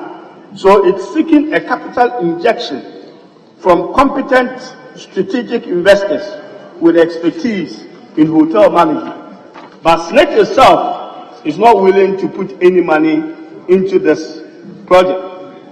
Mr. Speaker, SNIT has gone on further to say that it will reduce its exposure in unlisted equities from around 31% to just 4%. These are companies that SNIT has shareholdings, but are not listed on the Ghana Stock Exchange. And they include these 6 hotels, including other real estate, businesses. What they are saying is that it is part of their long-term asset allocation policy of disposal of long-term assets with controlling interest in after 6 years. These developments at SNIT are quite worrying and will have a future consequences on pensions, and it must be of concern to all of us. These assets are the jewel in the crown of SNIT portfolio of investment. Mr. Speaker, pension funds by nature have access to long-term capital, so they usually invest in long-term assets that other investment vehicles don't have the luxury of. This investment strategy affords the pension funds to increase retirement income over a long term, but failure to do so, Mr. Speaker, risks the danger of reducing retirement income. So Ghanaian workers will be getting less in retirement if SNIT goes ahead with this policy of disposing long-term assets. Therefore, SNIT asset allocation policy of reducing its long-term unlisted asset from 31% to 4% is a dangerous policy and can have a disastrous consequences that could spell doom for the SNIT scheme. It will put the future of pension payment to retirees at risk and possibly collapse the scheme, as there are not enough workers working today as a result of unemployment to be able to contribute making this payment. Mr. Speaker, long-term projects, if well selected and well invested in, will yield the desired return needed to sustain pension payouts of our retired workers. The people who are working today are paying the bulk of pension benefit to those who have retired. But as people live longer, well into their old age, and less people are entering the formal workforce due to rising unemployment, the SNIT current model will in the near future not be sustainable. SNIT will therefore have to grow long-term asset faster than it is doing today. Therefore, Mr. Speaker, SNIT should be discouraged from selling its long-term asset and be encouraged to invest in funds to revamp its long-term asset. Mr. Speaker, in fact, based on the results of valuation reviews done in 2014, 2017, and 2020 of the SNIT scheme by an external actuary from the International Labour Organization, the scheme will not be financially sustainable in the foreseeable future. They said in their report, and I quote, "Considering applicable financing rules and the future demographic and economic environment in which the scheme operates, the current asset of SNIT scheme, together with future contributions, will not be sufficient to pay all future benefits." Mr. Speaker, in conclusion, the National Pensions Regulatory Authority, which is the regulator of all pensions in this country, has done quite well with the new pension scheme. But quite frankly, it has been weak from inception when it comes to supervision of SNIT. It should therefore be strengthened to provide its oversight responsibility in regulating and monitoring the operations of SNIT and all other tiers of pension schemes to ensure effective administration, longevity of pensions in Ghana, and a good pension benefit for our people when they retire. Thank you very much, Mr. Speaker, for this opportunity. Thank you very much. Honorable members, before I will invite contributors, kindly indulge me the space to extend sitting beyond the normal hours of 2 p.m. It's now 2 something. So kindly permit me to extend sitting.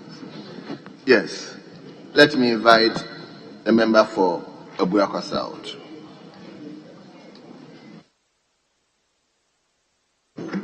Thank you, Right Honourable Speaker, for the unique opportunity to contribute to the statement of the floor, which has been ably crafted by Honourable George Kweku Rickles-Hagen, the Member of Parliament for Cape Coast South. Honourable Speaker, I've paid attention to the SNIT law and what SNIT is mandated to do.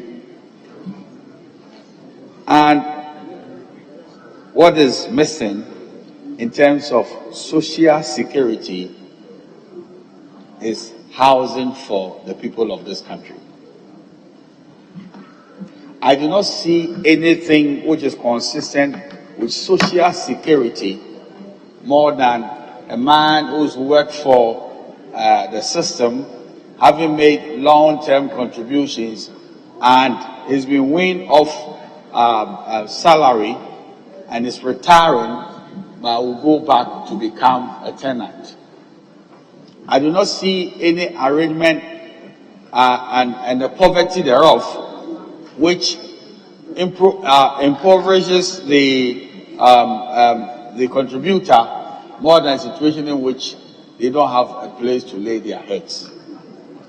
If you look at the SNIT law, it is very, very clear that some of the investments should be in the area of real estates. Right now, Mr. Speaker, I believe that that is consistent with the meaning of social security, where a man has worked for so long and can be assured that there's a 2-bedroom house of my own that I could lay my head and possibly bequeath same to my children and their children. Honorable Speaker, what do we see? The contributions that come to SNAID can be leveraged on for 2 purposes. The first purpose is to do affordable housing. Why should SNAID concentrate on affordable housing? Because SNAID is supposed to underwrite the poverty of majority of our people. A few of us can put together considerable money to build houses. That is a fact of the matter in this country of ours. So what happens for the majority who cannot raise the requisite capital to build houses? This is when there's what we find in most advanced countries, a mortgage arrangement. And that mortgage arrangement is a situation in which anybody who is in any good employment can sign on to a financial arrangement, acquire a house, the house is a collateral, and then the value of the house is being paid on instrumental basis. And then it doesn't break your neck because it is spread over a long stretch of time. What is very good for SNAID to be interested in creating a mortgage scheme for our people for purposes of they owning houses is a sheer fact that the contributions are from the people themselves, the majority of our workers. So if you use their money, you can even agree with banks that you peg the interest on mortgage at a level consistent with their income. Right now, Mr. Speaker, until we have an arrangement in which the pension scheme is channeled towards rolling out affordable housing with attendant mortgage scheme, the whole issue of social security, and mark my words, if you understand the meaning of social security, is a hoax. It's a sham. Because a man has no social security after working so hard. You go and find your space in a village somewhere, and then people will be wondering that you've come all the way from Accra, are you coming to share this poor house with us? So this is where the focus is, and SNAID should be seen to be interested in the comfort of our people in the evening of their years when they have been weaned off salaries and the rest of it. Right now, Mr. Speaker, if SNAID should do the other thing, which is investment, and my colleague was talking about misinvestments, this is to satisfy the luxury of the people who are rich. If you said you wanted a 5-star hotel or even whatever star hotel, the people who come to enjoy the 5-star hotel are never the workers, whose monies you want to invest in these areas. So the place of investment is not to the benefit of the contributors. I beg to submit. And then they realize that they can't even run the hotels very well. Let's try and find individuals who can run hotels better, and then the value of the hotel is cheapened. Meanwhile, they've sunk so much of the poor workers' contribution into that facility they will never enjoy. So, Honorable Speaker, I am concluding by saying that there is a space in the law that SNAID should use the workers' pool of money for real estate. And when we're talking about real estate, as it attaches to the benefit of workers, it should be affordable housing arrangements. And then when you talk about affordable housing, having regard to the salary levels of our workers, it should have an accompaniment, which is called the mortgage scheme. And because it's SNAID that has a pool of money, they can also determine the interest, and our people will be better off for that. Social security is not equal to world-class hotels for the benefit of the metropolis. Social security is a resting place of a man who's been working for so long, breaking his back, but cannot find that kind of capital to buy a house of his own. And if this is done, social security and national insurance trust will be meaningful. It will be consistent with the need of the contributors, and then Ghana will be better off for it. Madam Speaker, I thank the maker of the statement for bringing this matter to the fore. But this dimension should be attended to. If not, the whole social security and national insurance trust will be a sham. It will not address the needs of those who need them most. I'm grateful for this opportunity, Honorable Speaker.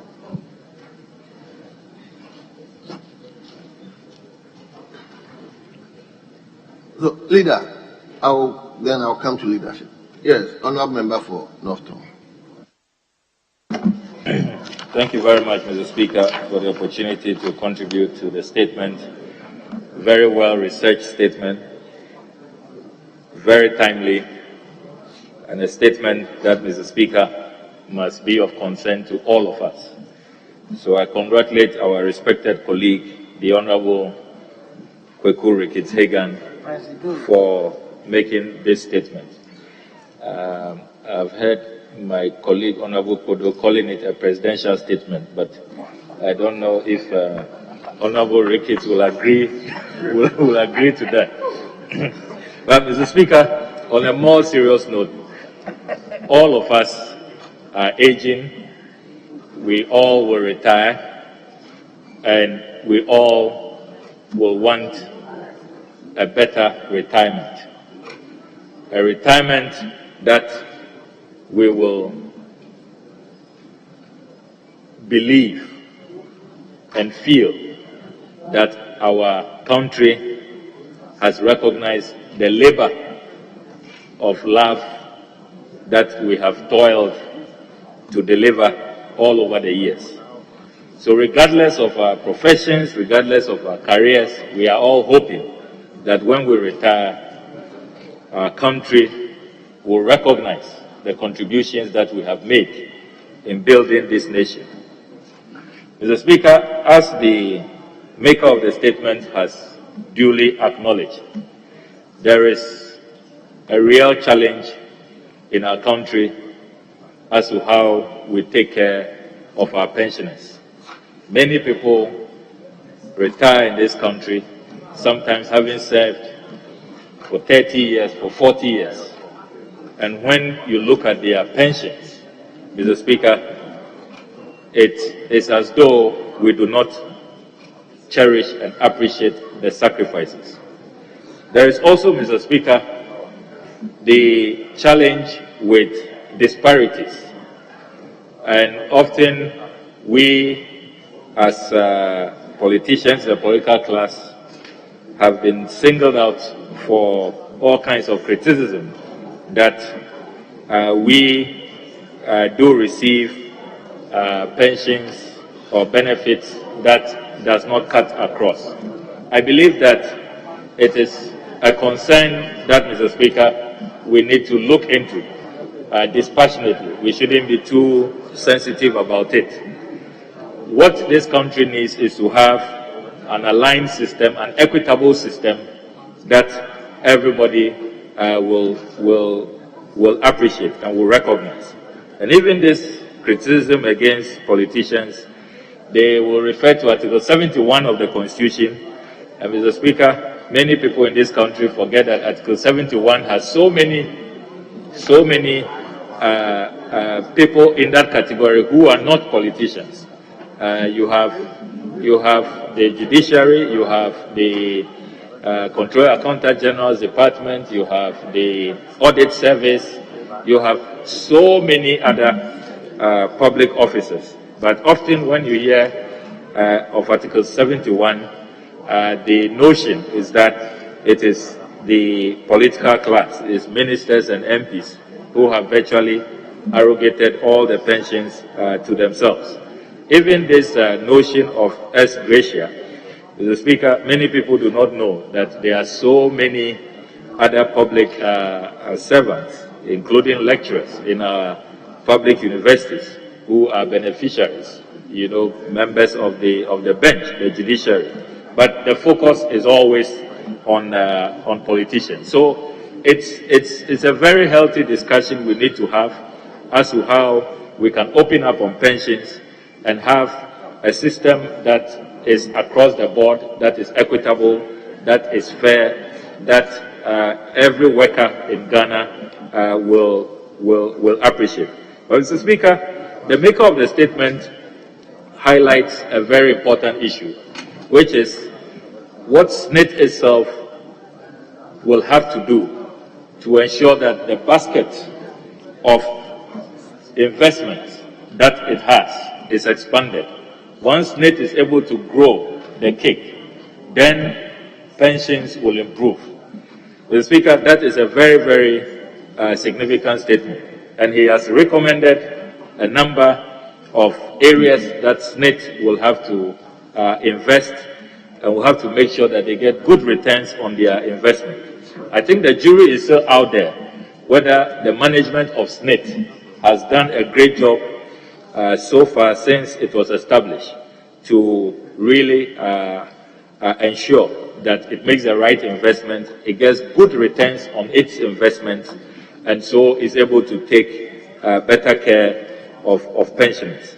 So, Mr. Speaker, it's a very important direction the maker of the statement has pointed us to.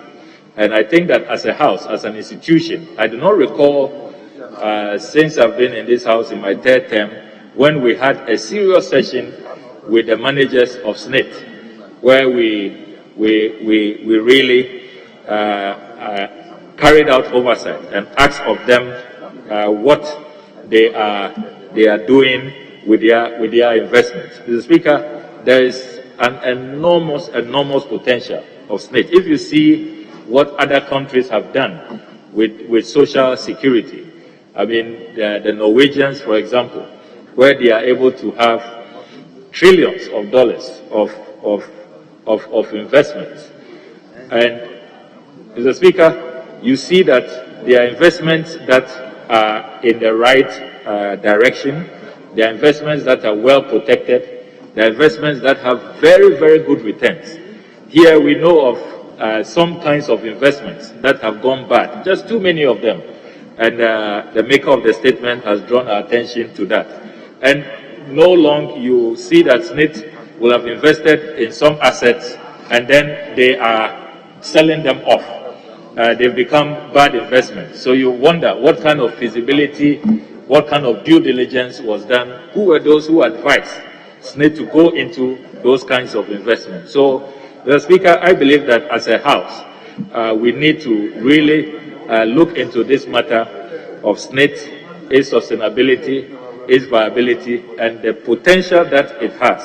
I recall that at the height of the pandemic, our former President Mahama, even thought that SNIT could make some contributions to the contributors, those on the SNIT scheme, and not waiting for them to retire before they look out for them. Unfortunately, as usual, it was mad in the partisanship, and we didn't see much of that. But we saw that in other jurisdictions that happened. So, Mr. Speaker, the time has come for us to really unleash the full potential of SNIT, to demand of those who manage SNIT to be more forward-looking, to be bolder, and to engage in strategic investments.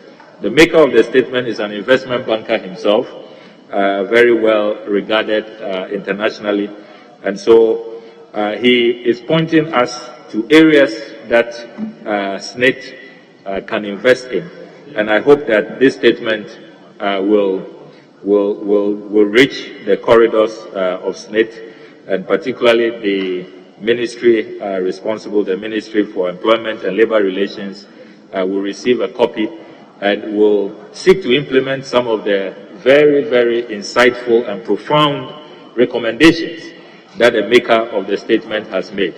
Clearly, we cannot be happy with the state of pensions. We cannot be happy with how SNIT is selling its assets. Not long ago, I saw in the papers, the Daily Graphic, some SNIT assets that they are really going to auction for cheap.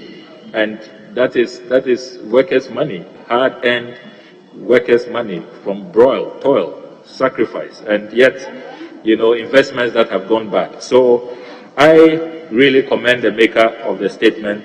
We clearly need pension reforms. We shouldn't have a situation where there appear to be first-class workers, second-class workers, third-class workers.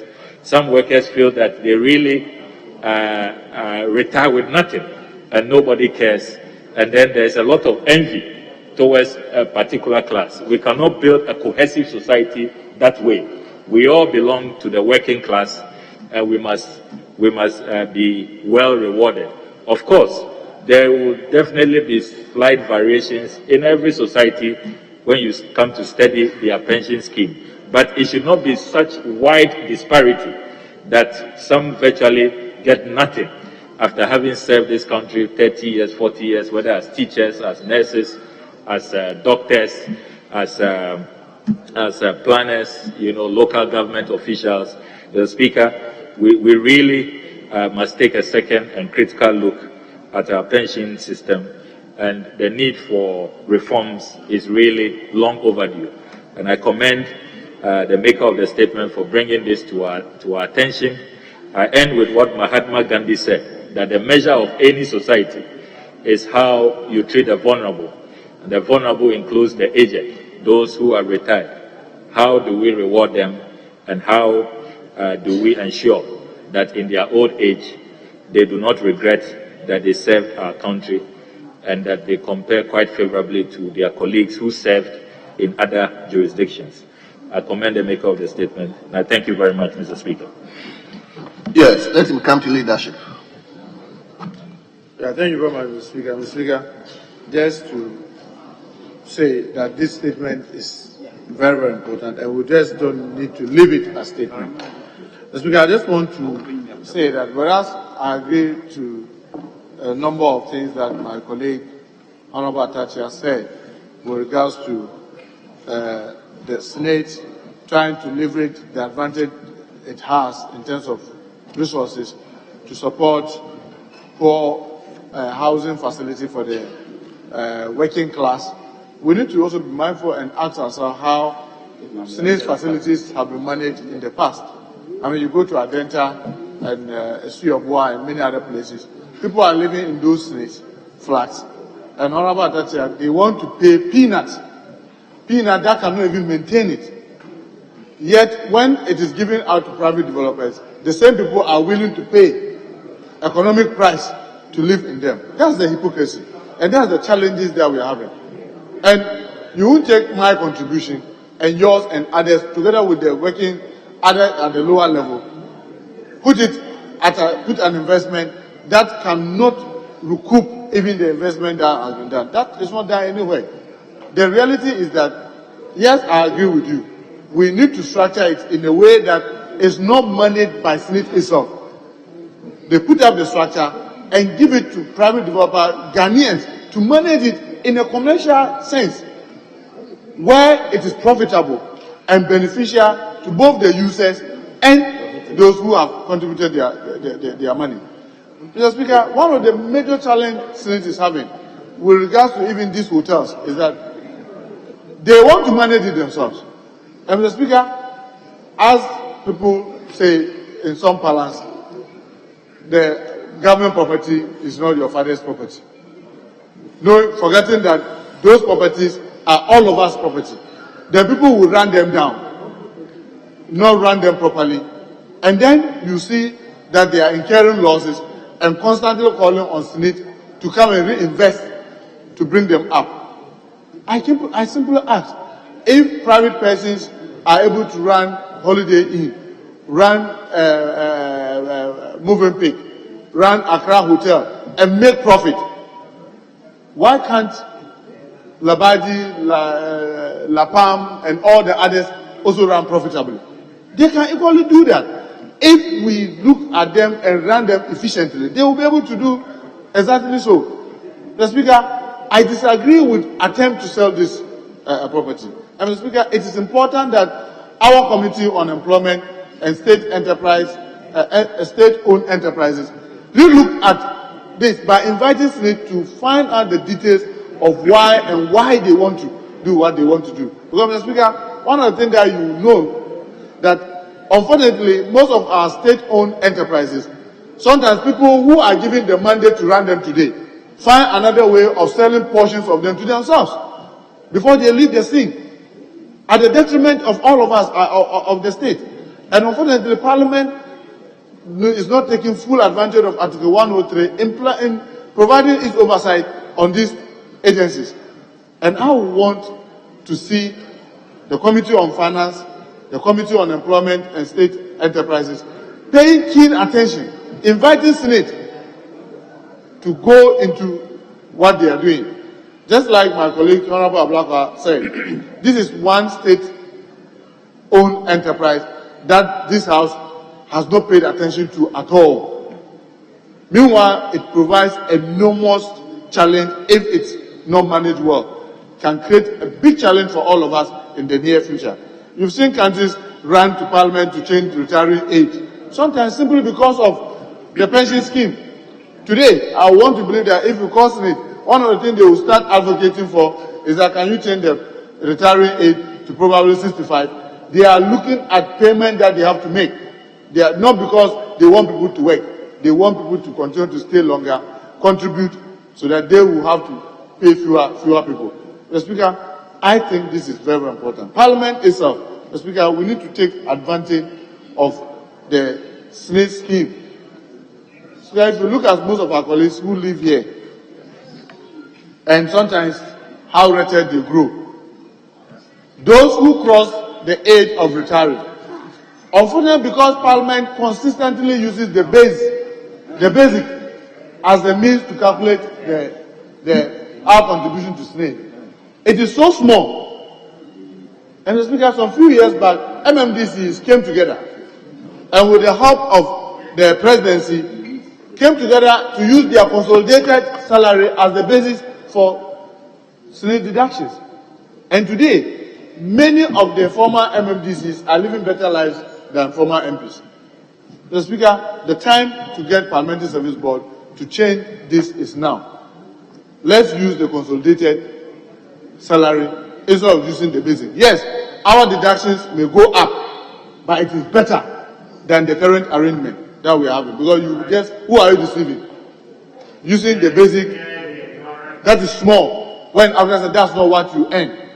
I think that we need to bite the bullet now, and let's take advantage of the situation, not to delay further, because truly, most of our colleagues are put at a serious disadvantage. And I keep saying this each time we are talking about former MPs. Yesterday, they were like you and I. Tomorrow, we are going to be like them.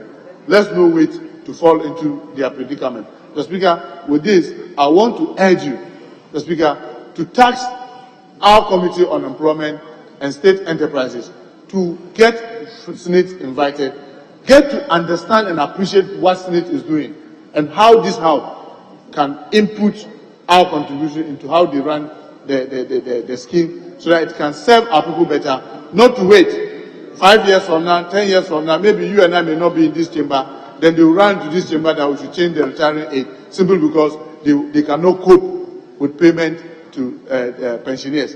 With this, I want to thank the maker of the statement, that this is a very important statement that he has drawn our attention, and we should just not leave it as statement, but we should move further so that we can get the full benefit of the statement that he has made. Thank you very much, Mr. Speaker. Thank you. Yes, majority leadership and honorable member for trouble. It's been yielded to you. Thank you, Mr. Speaker, for the opportunity to comment on the statement. Mr. Speaker, the reality is that if the Lord God Almighty does not invite you to his eternity early, we will all go on retirement. And that's the reality. If you don't die early, you go on retirement. And therefore, anything relating to Senate is very crucial and very important to all of us. Because if you look at what is happening to fathers and mothers who have retired, you realize that, yes, we need to do more. But, Mr. Speaker, the fact of the matter is also that Senate, we can also say they've done yeomanly. They've done some good work, but there's more to be done. They've done some good work. I know that Senate really, in terms of their investment, has really based them on the principle of yield, on the principle of safety, on the principle of liquidity, diversification, capital preservation, time frame, and on the overall returns on investment. Mr. Speaker, and therefore they've been able to manage and sustain the fund to some level. But sustainability has become critical.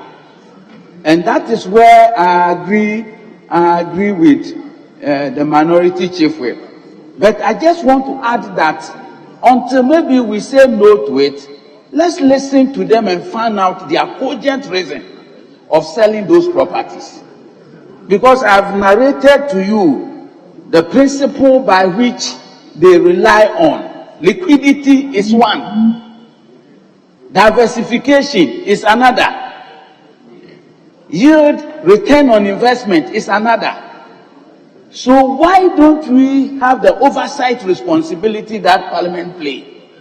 And because they are also to churn out annual reports, why don't we allow our committee to invite them, listen to them, and then push them to best practice and see whether it is good for them to sell those long-term investments? Because the objective by which they invested in those things, they must be able to tell us that that objective is waning and it is out of line today based on the dynamics of the situation or not. Because I know Senate also invests in the financial institutions, both banks, non-banking institutions, manufacturing, they've invested there. When you look at the pharmaceutical and the food beverages, they've invested there. Services, they've invested. Energy, real estate. Senate is all over. In fact, Senate is the largest share on the Ghana Stock Exchange. They are the largest on the Ghana Stock Exchange. And therefore, Senate contribution, to some extent, as I said, is good. But today, sustainability sake, all of us will definitely go on retirement if you don't die early. And therefore, what will be our take home? Someone define motivation. Someone define motivation as his stake in whatever he does. What is our stake when we get on retirement? And I believe it has made this statement very welcoming, and we need to wake up. Mr. Speaker, when I have met associations in my constituencies, public servants, civil servants who are on retirement, they form associations. Every district, they are there. I've met them. Mr. Speaker, it's not too good. It's not too good.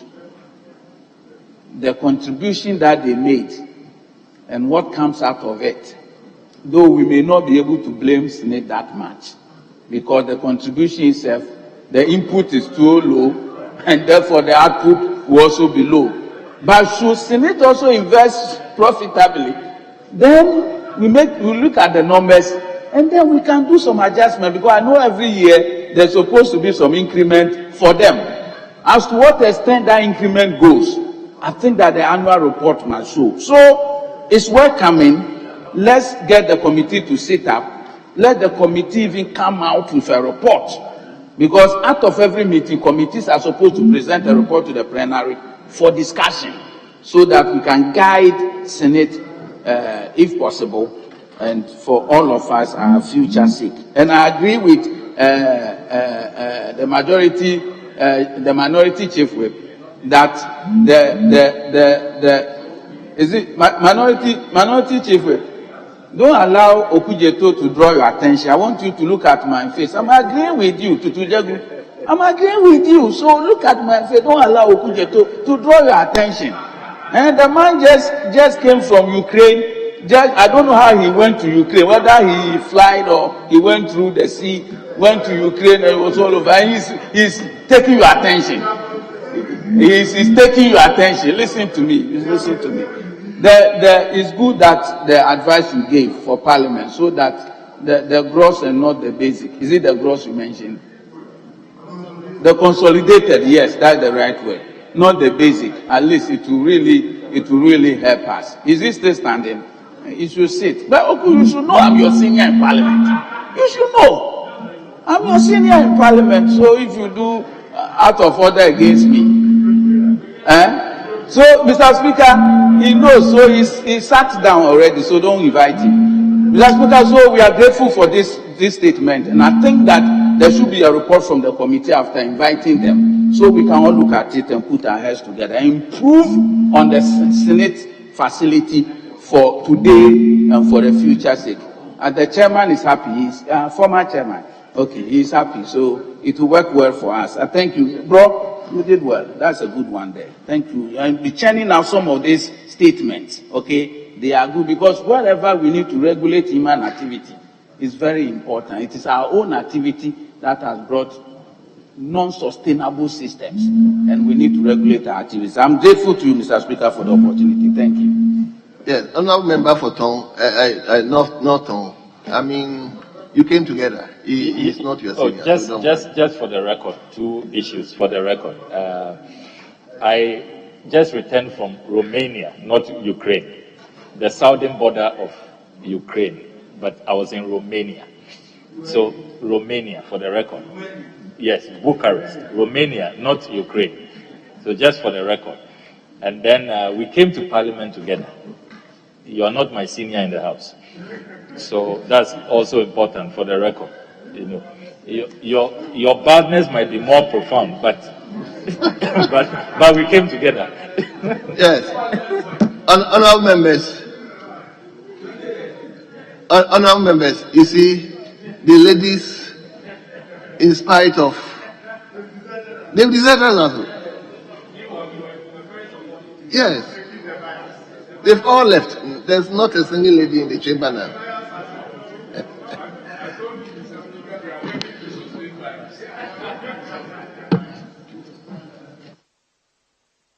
Thank you, Mr. Speaker.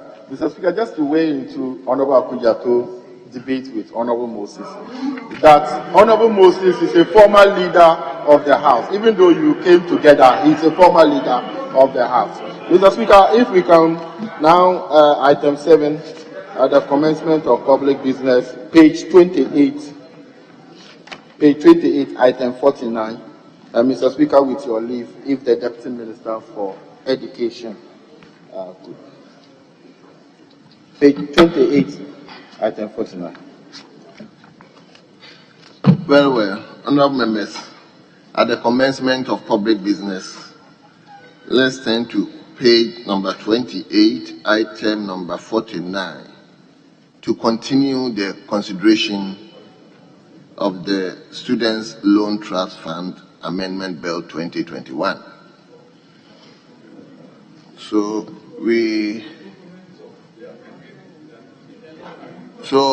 before, Chairman, hold on. Yeah, Masha, can you?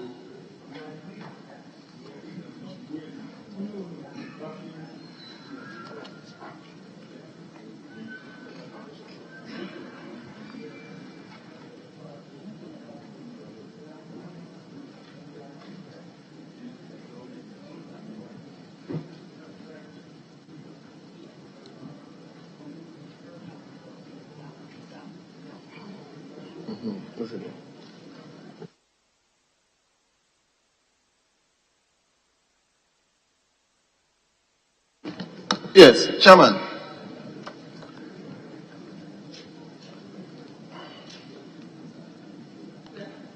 Thank you, Mr. Speaker.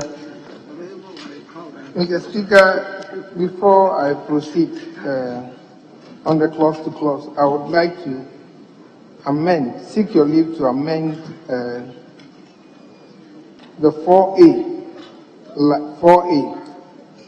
owed, not owned, and the B, there should be a comma after that, the demand that. With these two done, I would like to proceed to start with I, clause 5. Amendment proposed, paragraph C, subsection 4. Delete and insert the following. 4.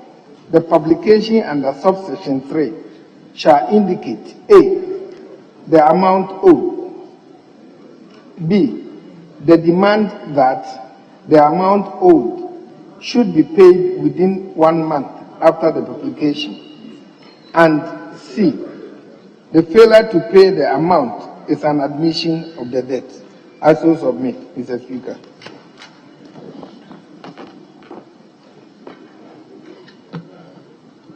Yes. So, then, do I put the question? Yes. Of the amendment? Yes. If there's no... Yes. Ranking. The ranking. Leader, he has abandoned them. We have done the corrections. So... Mr. Speaker, I just wanted... Sorry, Mr. Speaker.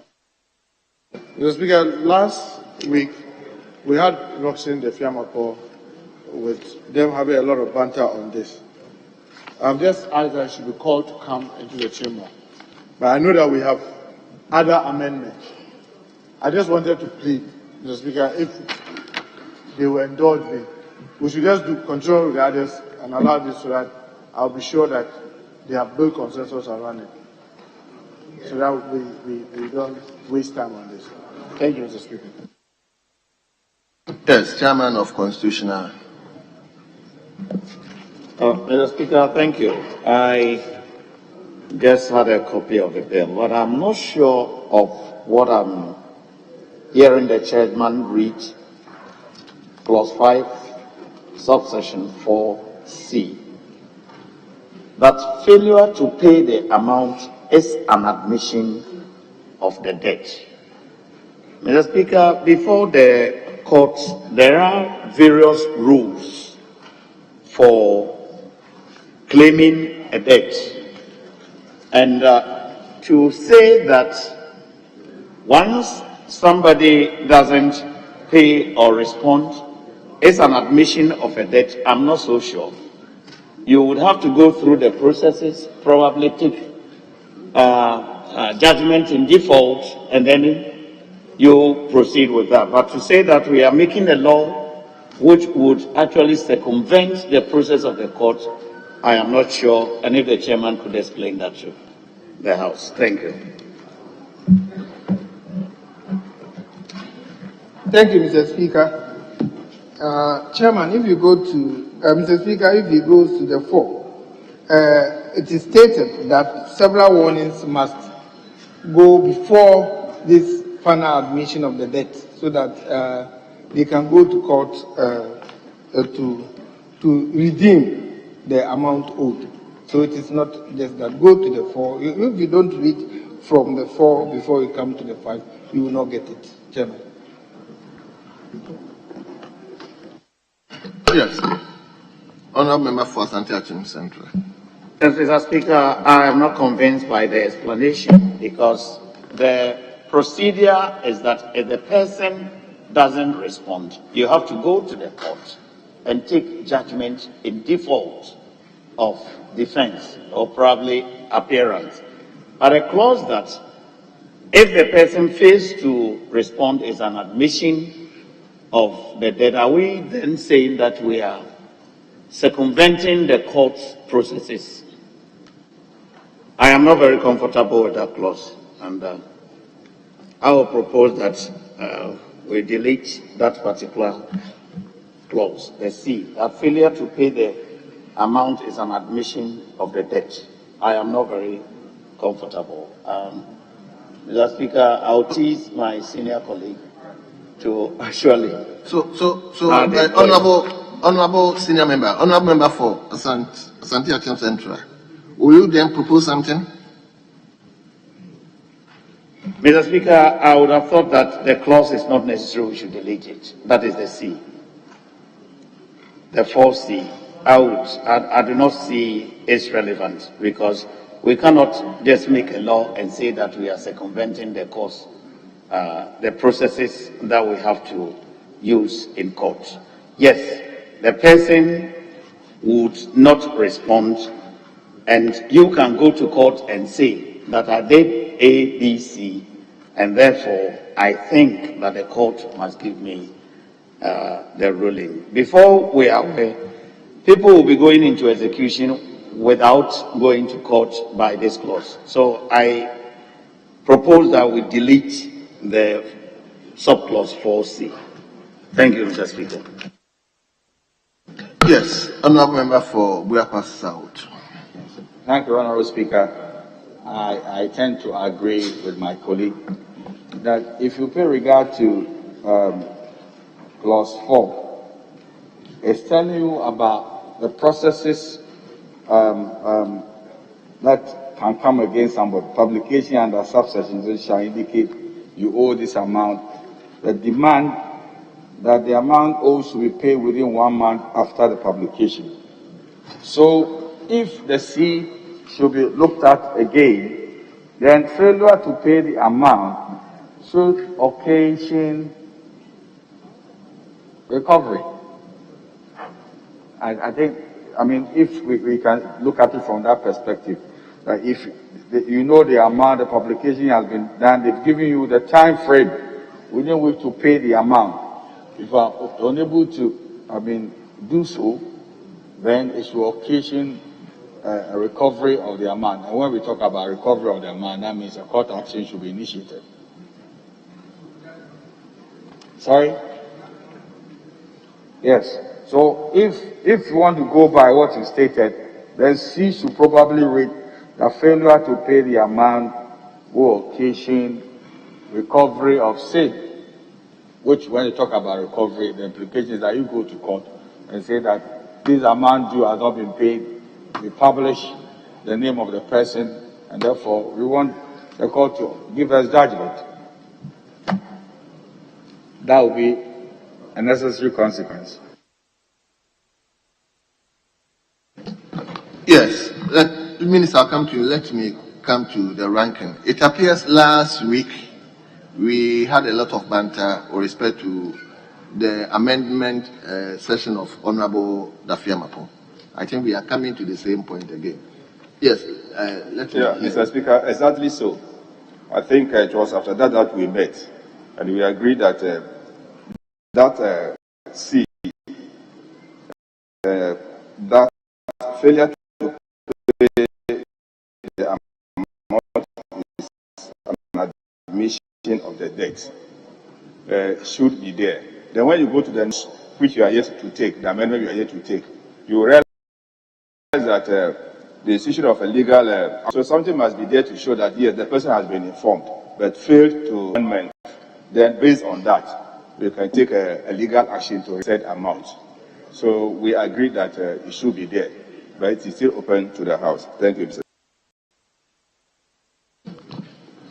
Yes, honorable member. Mr. Speaker, I thank my colleagues for that. If you are going to court to recover that, saying that the debt is admitted has a different legal meaning from what they are saying. So I do not probably see the relevance of the C. But Mr. Speaker, my attention has just been drawn to the A, where owned, the amount owned, it should be the amount owed. You've done that already, thank you. So would the chairman consider the deletion of the C? I say so because whether the person admits or he doesn't admit, you will still have to go through the process before a court and then claim the amount. And we cannot use a clause in a law we are making to actually circumvent the process of the courts. So I propose that the chairman considers the deletion of the C. Thank you. Minister, let me hear leader. Yeah, leader, let me hear you. Well, Mr. Speaker, I want to agree with my colleague that unless the chair can convince us that there is an objective for this C, it's implied. Because if you look at the A and B, and especially the new proposed D, it's implied. You don't need to have the C there to be able to get to the D. It's implied. Unless there's some special reason why they think that it should, that failure to pay the amount is an admission of debt. It is implied. So I hope that if there's no any special reason why it should be there, they should delete it so we can make progress. Yes. Absence out. Thank you, Mr. Speaker.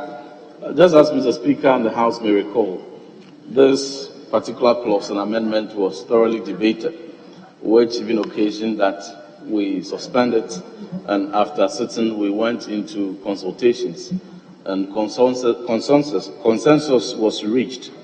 Now, it was read in effect that C must stand. Following from A, after the publication of subsection 3, is to indicate A, the amount owed, and then subsequent to that in B, the demand that the amount owed should be paid within 1 month after publication. The C is there for the significance that in failure or for the delinquent borrower to pay the amount published, the failure to pay will constitute an admission that this is the debt owed by the borrower who has defaulted. Then, subsequent to that, the next clause gives indication of the legal steps. The 5 gives indication of the legal steps that the board shall take to recover such debt, which is the next amendment that we are coming to shortly. So, Mr. Speaker, I will indulge my colleagues to agree for the C to stand, even in the spirit of the concerns earlier raised that we need enough punitive measures within this policy. If we are amending to ensure that the guarantor requirement is removed, then we must have other punitive measures to ensure that recovery of the loans that are going to be disbursed is guaranteed. I so move. Thank you. Yeah, Honorable Minister, what you said is very appreciated, but did you actually, did you get what the member for Asante Atem Central said? In fact, he is saying that when we agree by this, it means we are circumventing the entire court process. Probably last week, we didn't advert our mind to that particular. So the mere fact last week we debated and came into agreement. If indeed is going to circumvent court process, then probably we have to look at it again. Yes, leader, honorable. Thank you, Honorable Speaker. And also, we should not use the word admission in this manner. You make admission when a claim has been made against you, a formal claim, a writ of summons together with a statement of claim are taken against you. And then probably in your statement of defense, you make an admission that, so if a man should ignore your notice, that cannot amount to an admission. It doesn't follow. Maybe he wants to contest you in court. That's why he's refused to pay you the money. Or the publication does not contain the right amount, or there must be something of concern to him. That is why he decided to ignore you. So, Mr. Speaker, the admission here is not just an ordinary use of the word admission, but it's a legal term. And if you want it to be a legal term, you can always admit in court. So I was of the view that if you delete the C, it will not hurt the tenor of that clause. I don't think so. But if you still believe that you want to maintain this, then for me it should be like failure to pay the amount will trigger the court action. Yes, if you want to, that will trigger the court action, but it will not amount to an admission. Yes, so failure to pay the amount would occasion institution of legal action, which you said in 5-5. Yes. Yeah. When you say somebody should pay you, why, and the person does not respond, the silence does not amount to admission, with the greatest of respect. Yes, Chairman. Thank you, Mr. Speaker. I think at this juncture we have to go with what the just said, that the failure to pay the amount is an admission, will occasion a court action. I think that amendment, we would like that amendment. Yes. But the five. Mr. Speaker, in that sense, you can just do one or two. You either delete the whole of C and just keep the 5-5, or you merge the 5-5 into the C. And to make it maybe more elaborate, it is better to delete the C and then start with the board shall 1 month after publication issue legal action to recover the debt, in addition to interest at the prevailing market rate. I would prefer that than maybe try to take out and say that failure to pay the amount will lead to legal action to recover the debt, in addition to interest at the prevailing market rate. Well, that's one of the things that you can do. But I prefer that we just take C out and then bring 5-5 as the D, so that it becomes more clearer as the C. Okay, so now we've agreed that we are doing away with C. Table. Thank you, Mr. Speaker. So we put the question. So let me put the question on that and we move on. So all those in favor of the amendment of clause 5 for A and B, say aye. Those against, say no. Honorable members, the ayes have it. The clause as amended has been agreed to. So we move to II, Chairman.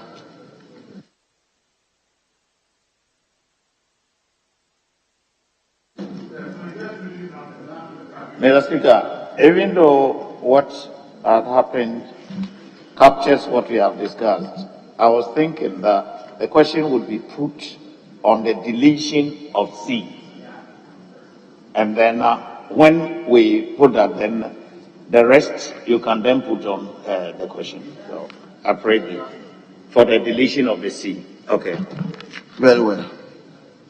So, honorable members, all those in favor of deletion of IC cross 5, say aye.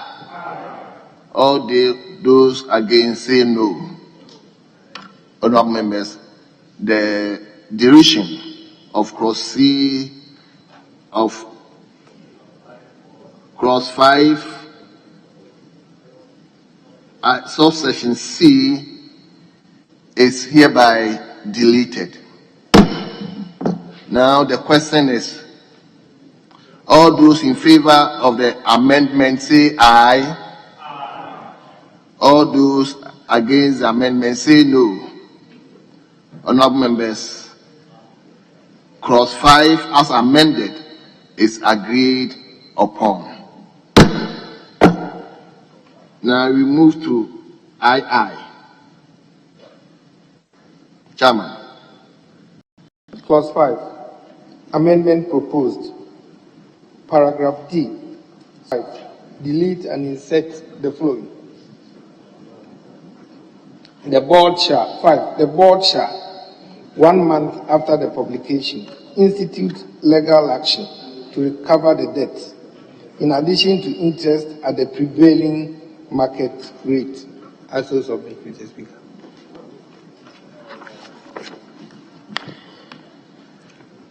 Yes.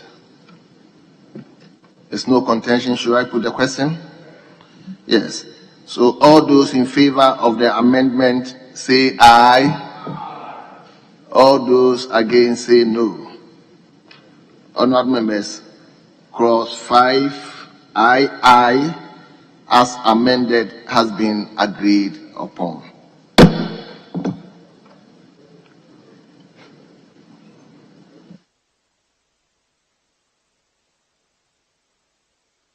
Mr. Speaker, Item page 30.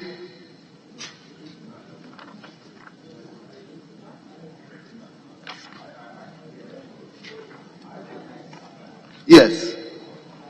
Aye. Yeah, Mr. Speaker, that amendment, I on clause 5, was proposed by Honourable Roxanne, that's in Ike Dakamoko, at the winnowy session. He wanted institute legal action to recover, be inserted, but the amendment we just agreed upon, you can find it there, institute legal action to recover the debt. So it was agreed upon. So that amendment will not be necessary again. So you can stand it down. So it means he has abandoned the amendment. Yeah. Well.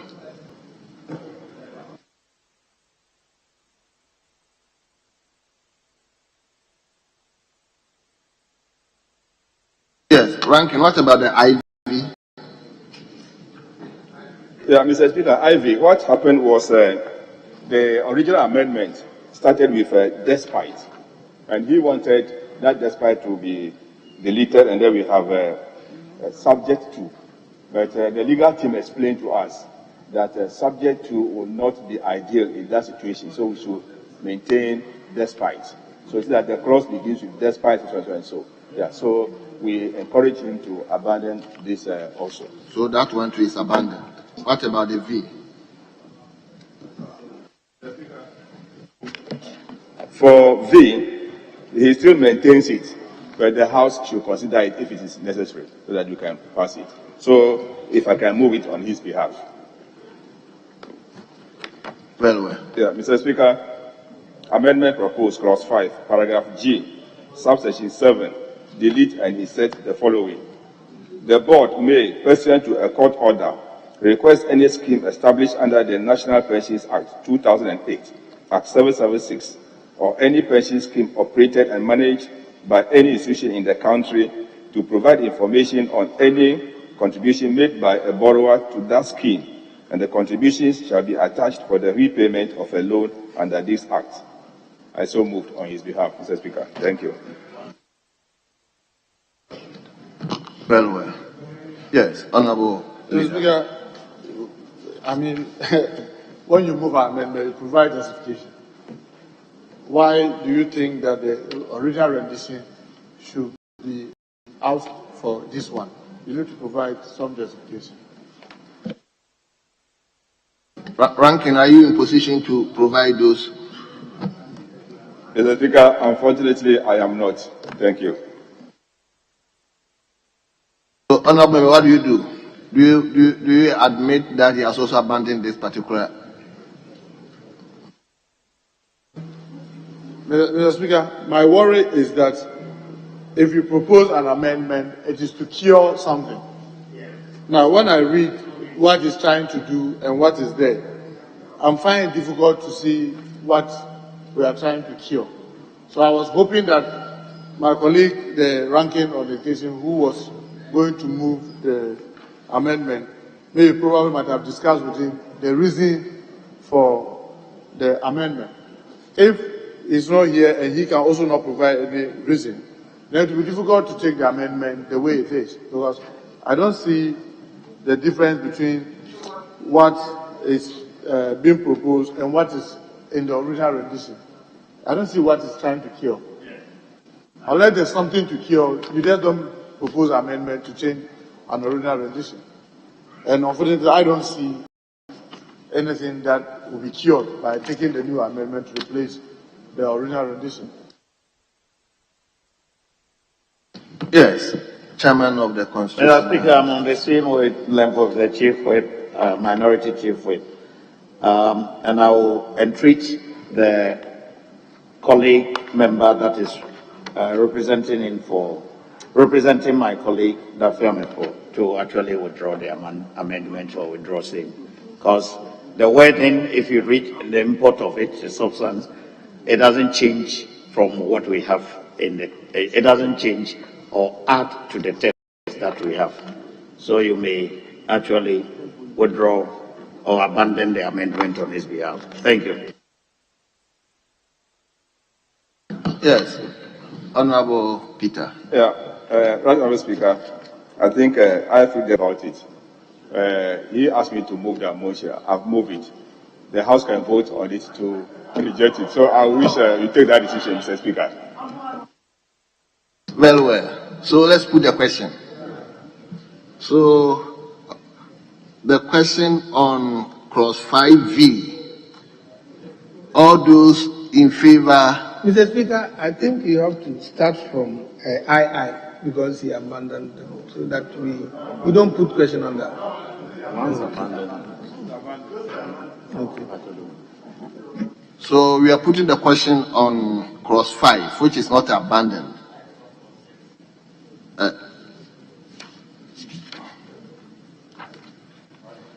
5V. Yes. So, honorable members, all those in favor of the amendment of 5V, proposed amendment of 5V, say aye.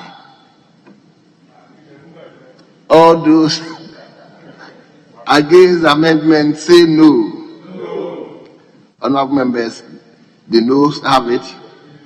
The original text hereby stands.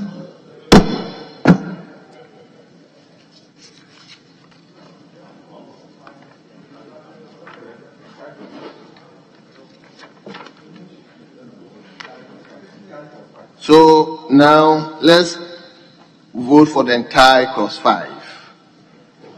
So the question is, as many as are in favor of the entire clause 5 as amended, say aye.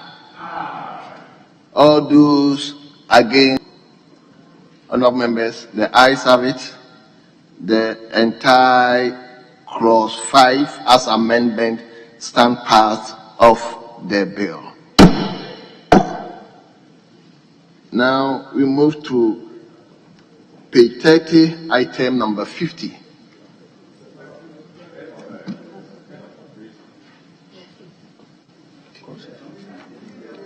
There's no clauses. These were only outstanding. There's no clauses. Oh, okay. There's no clauses. So I should put that one too.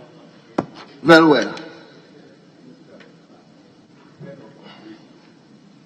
No, I'm told that in the entire bill we have clauses. Let's also put that one, that question. Yes. Clause 6. Yes. All those in favor of clause 6 standing as part of the bill say aye. All those against say no. Honorable members, clause 6 stands part of the bill.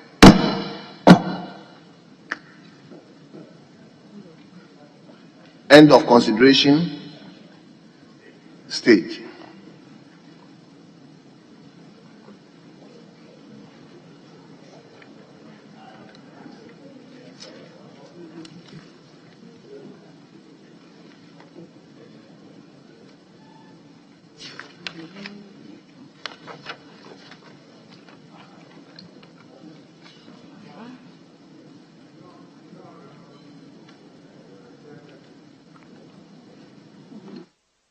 Very well. Honorable members, let's turn to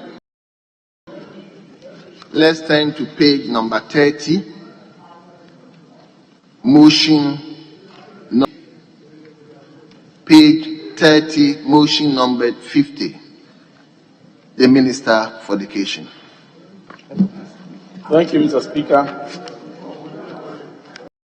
Arise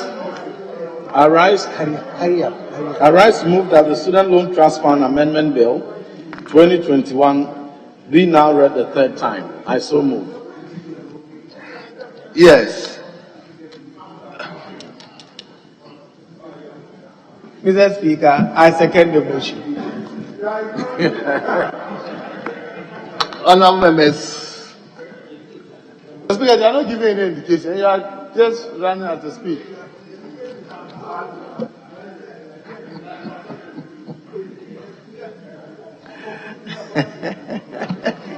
Honorable members, the motion has been moved and the motion has been seconded. It is for the consideration of the House. And the question is, as many as are in favor of the motion, say aye. All those against the motion, say no. Honorable members, the ayes have it. An act to amend the Students' Loan Trust Fund Act 2011, Act 820, to dispense with the requirement of a guarantor and to provide for related matters. Honorable members, the Students' Loan Trust Fund Amendment Bill 2021 duly read the third time and passed. Yes, now let me come to you, leadership.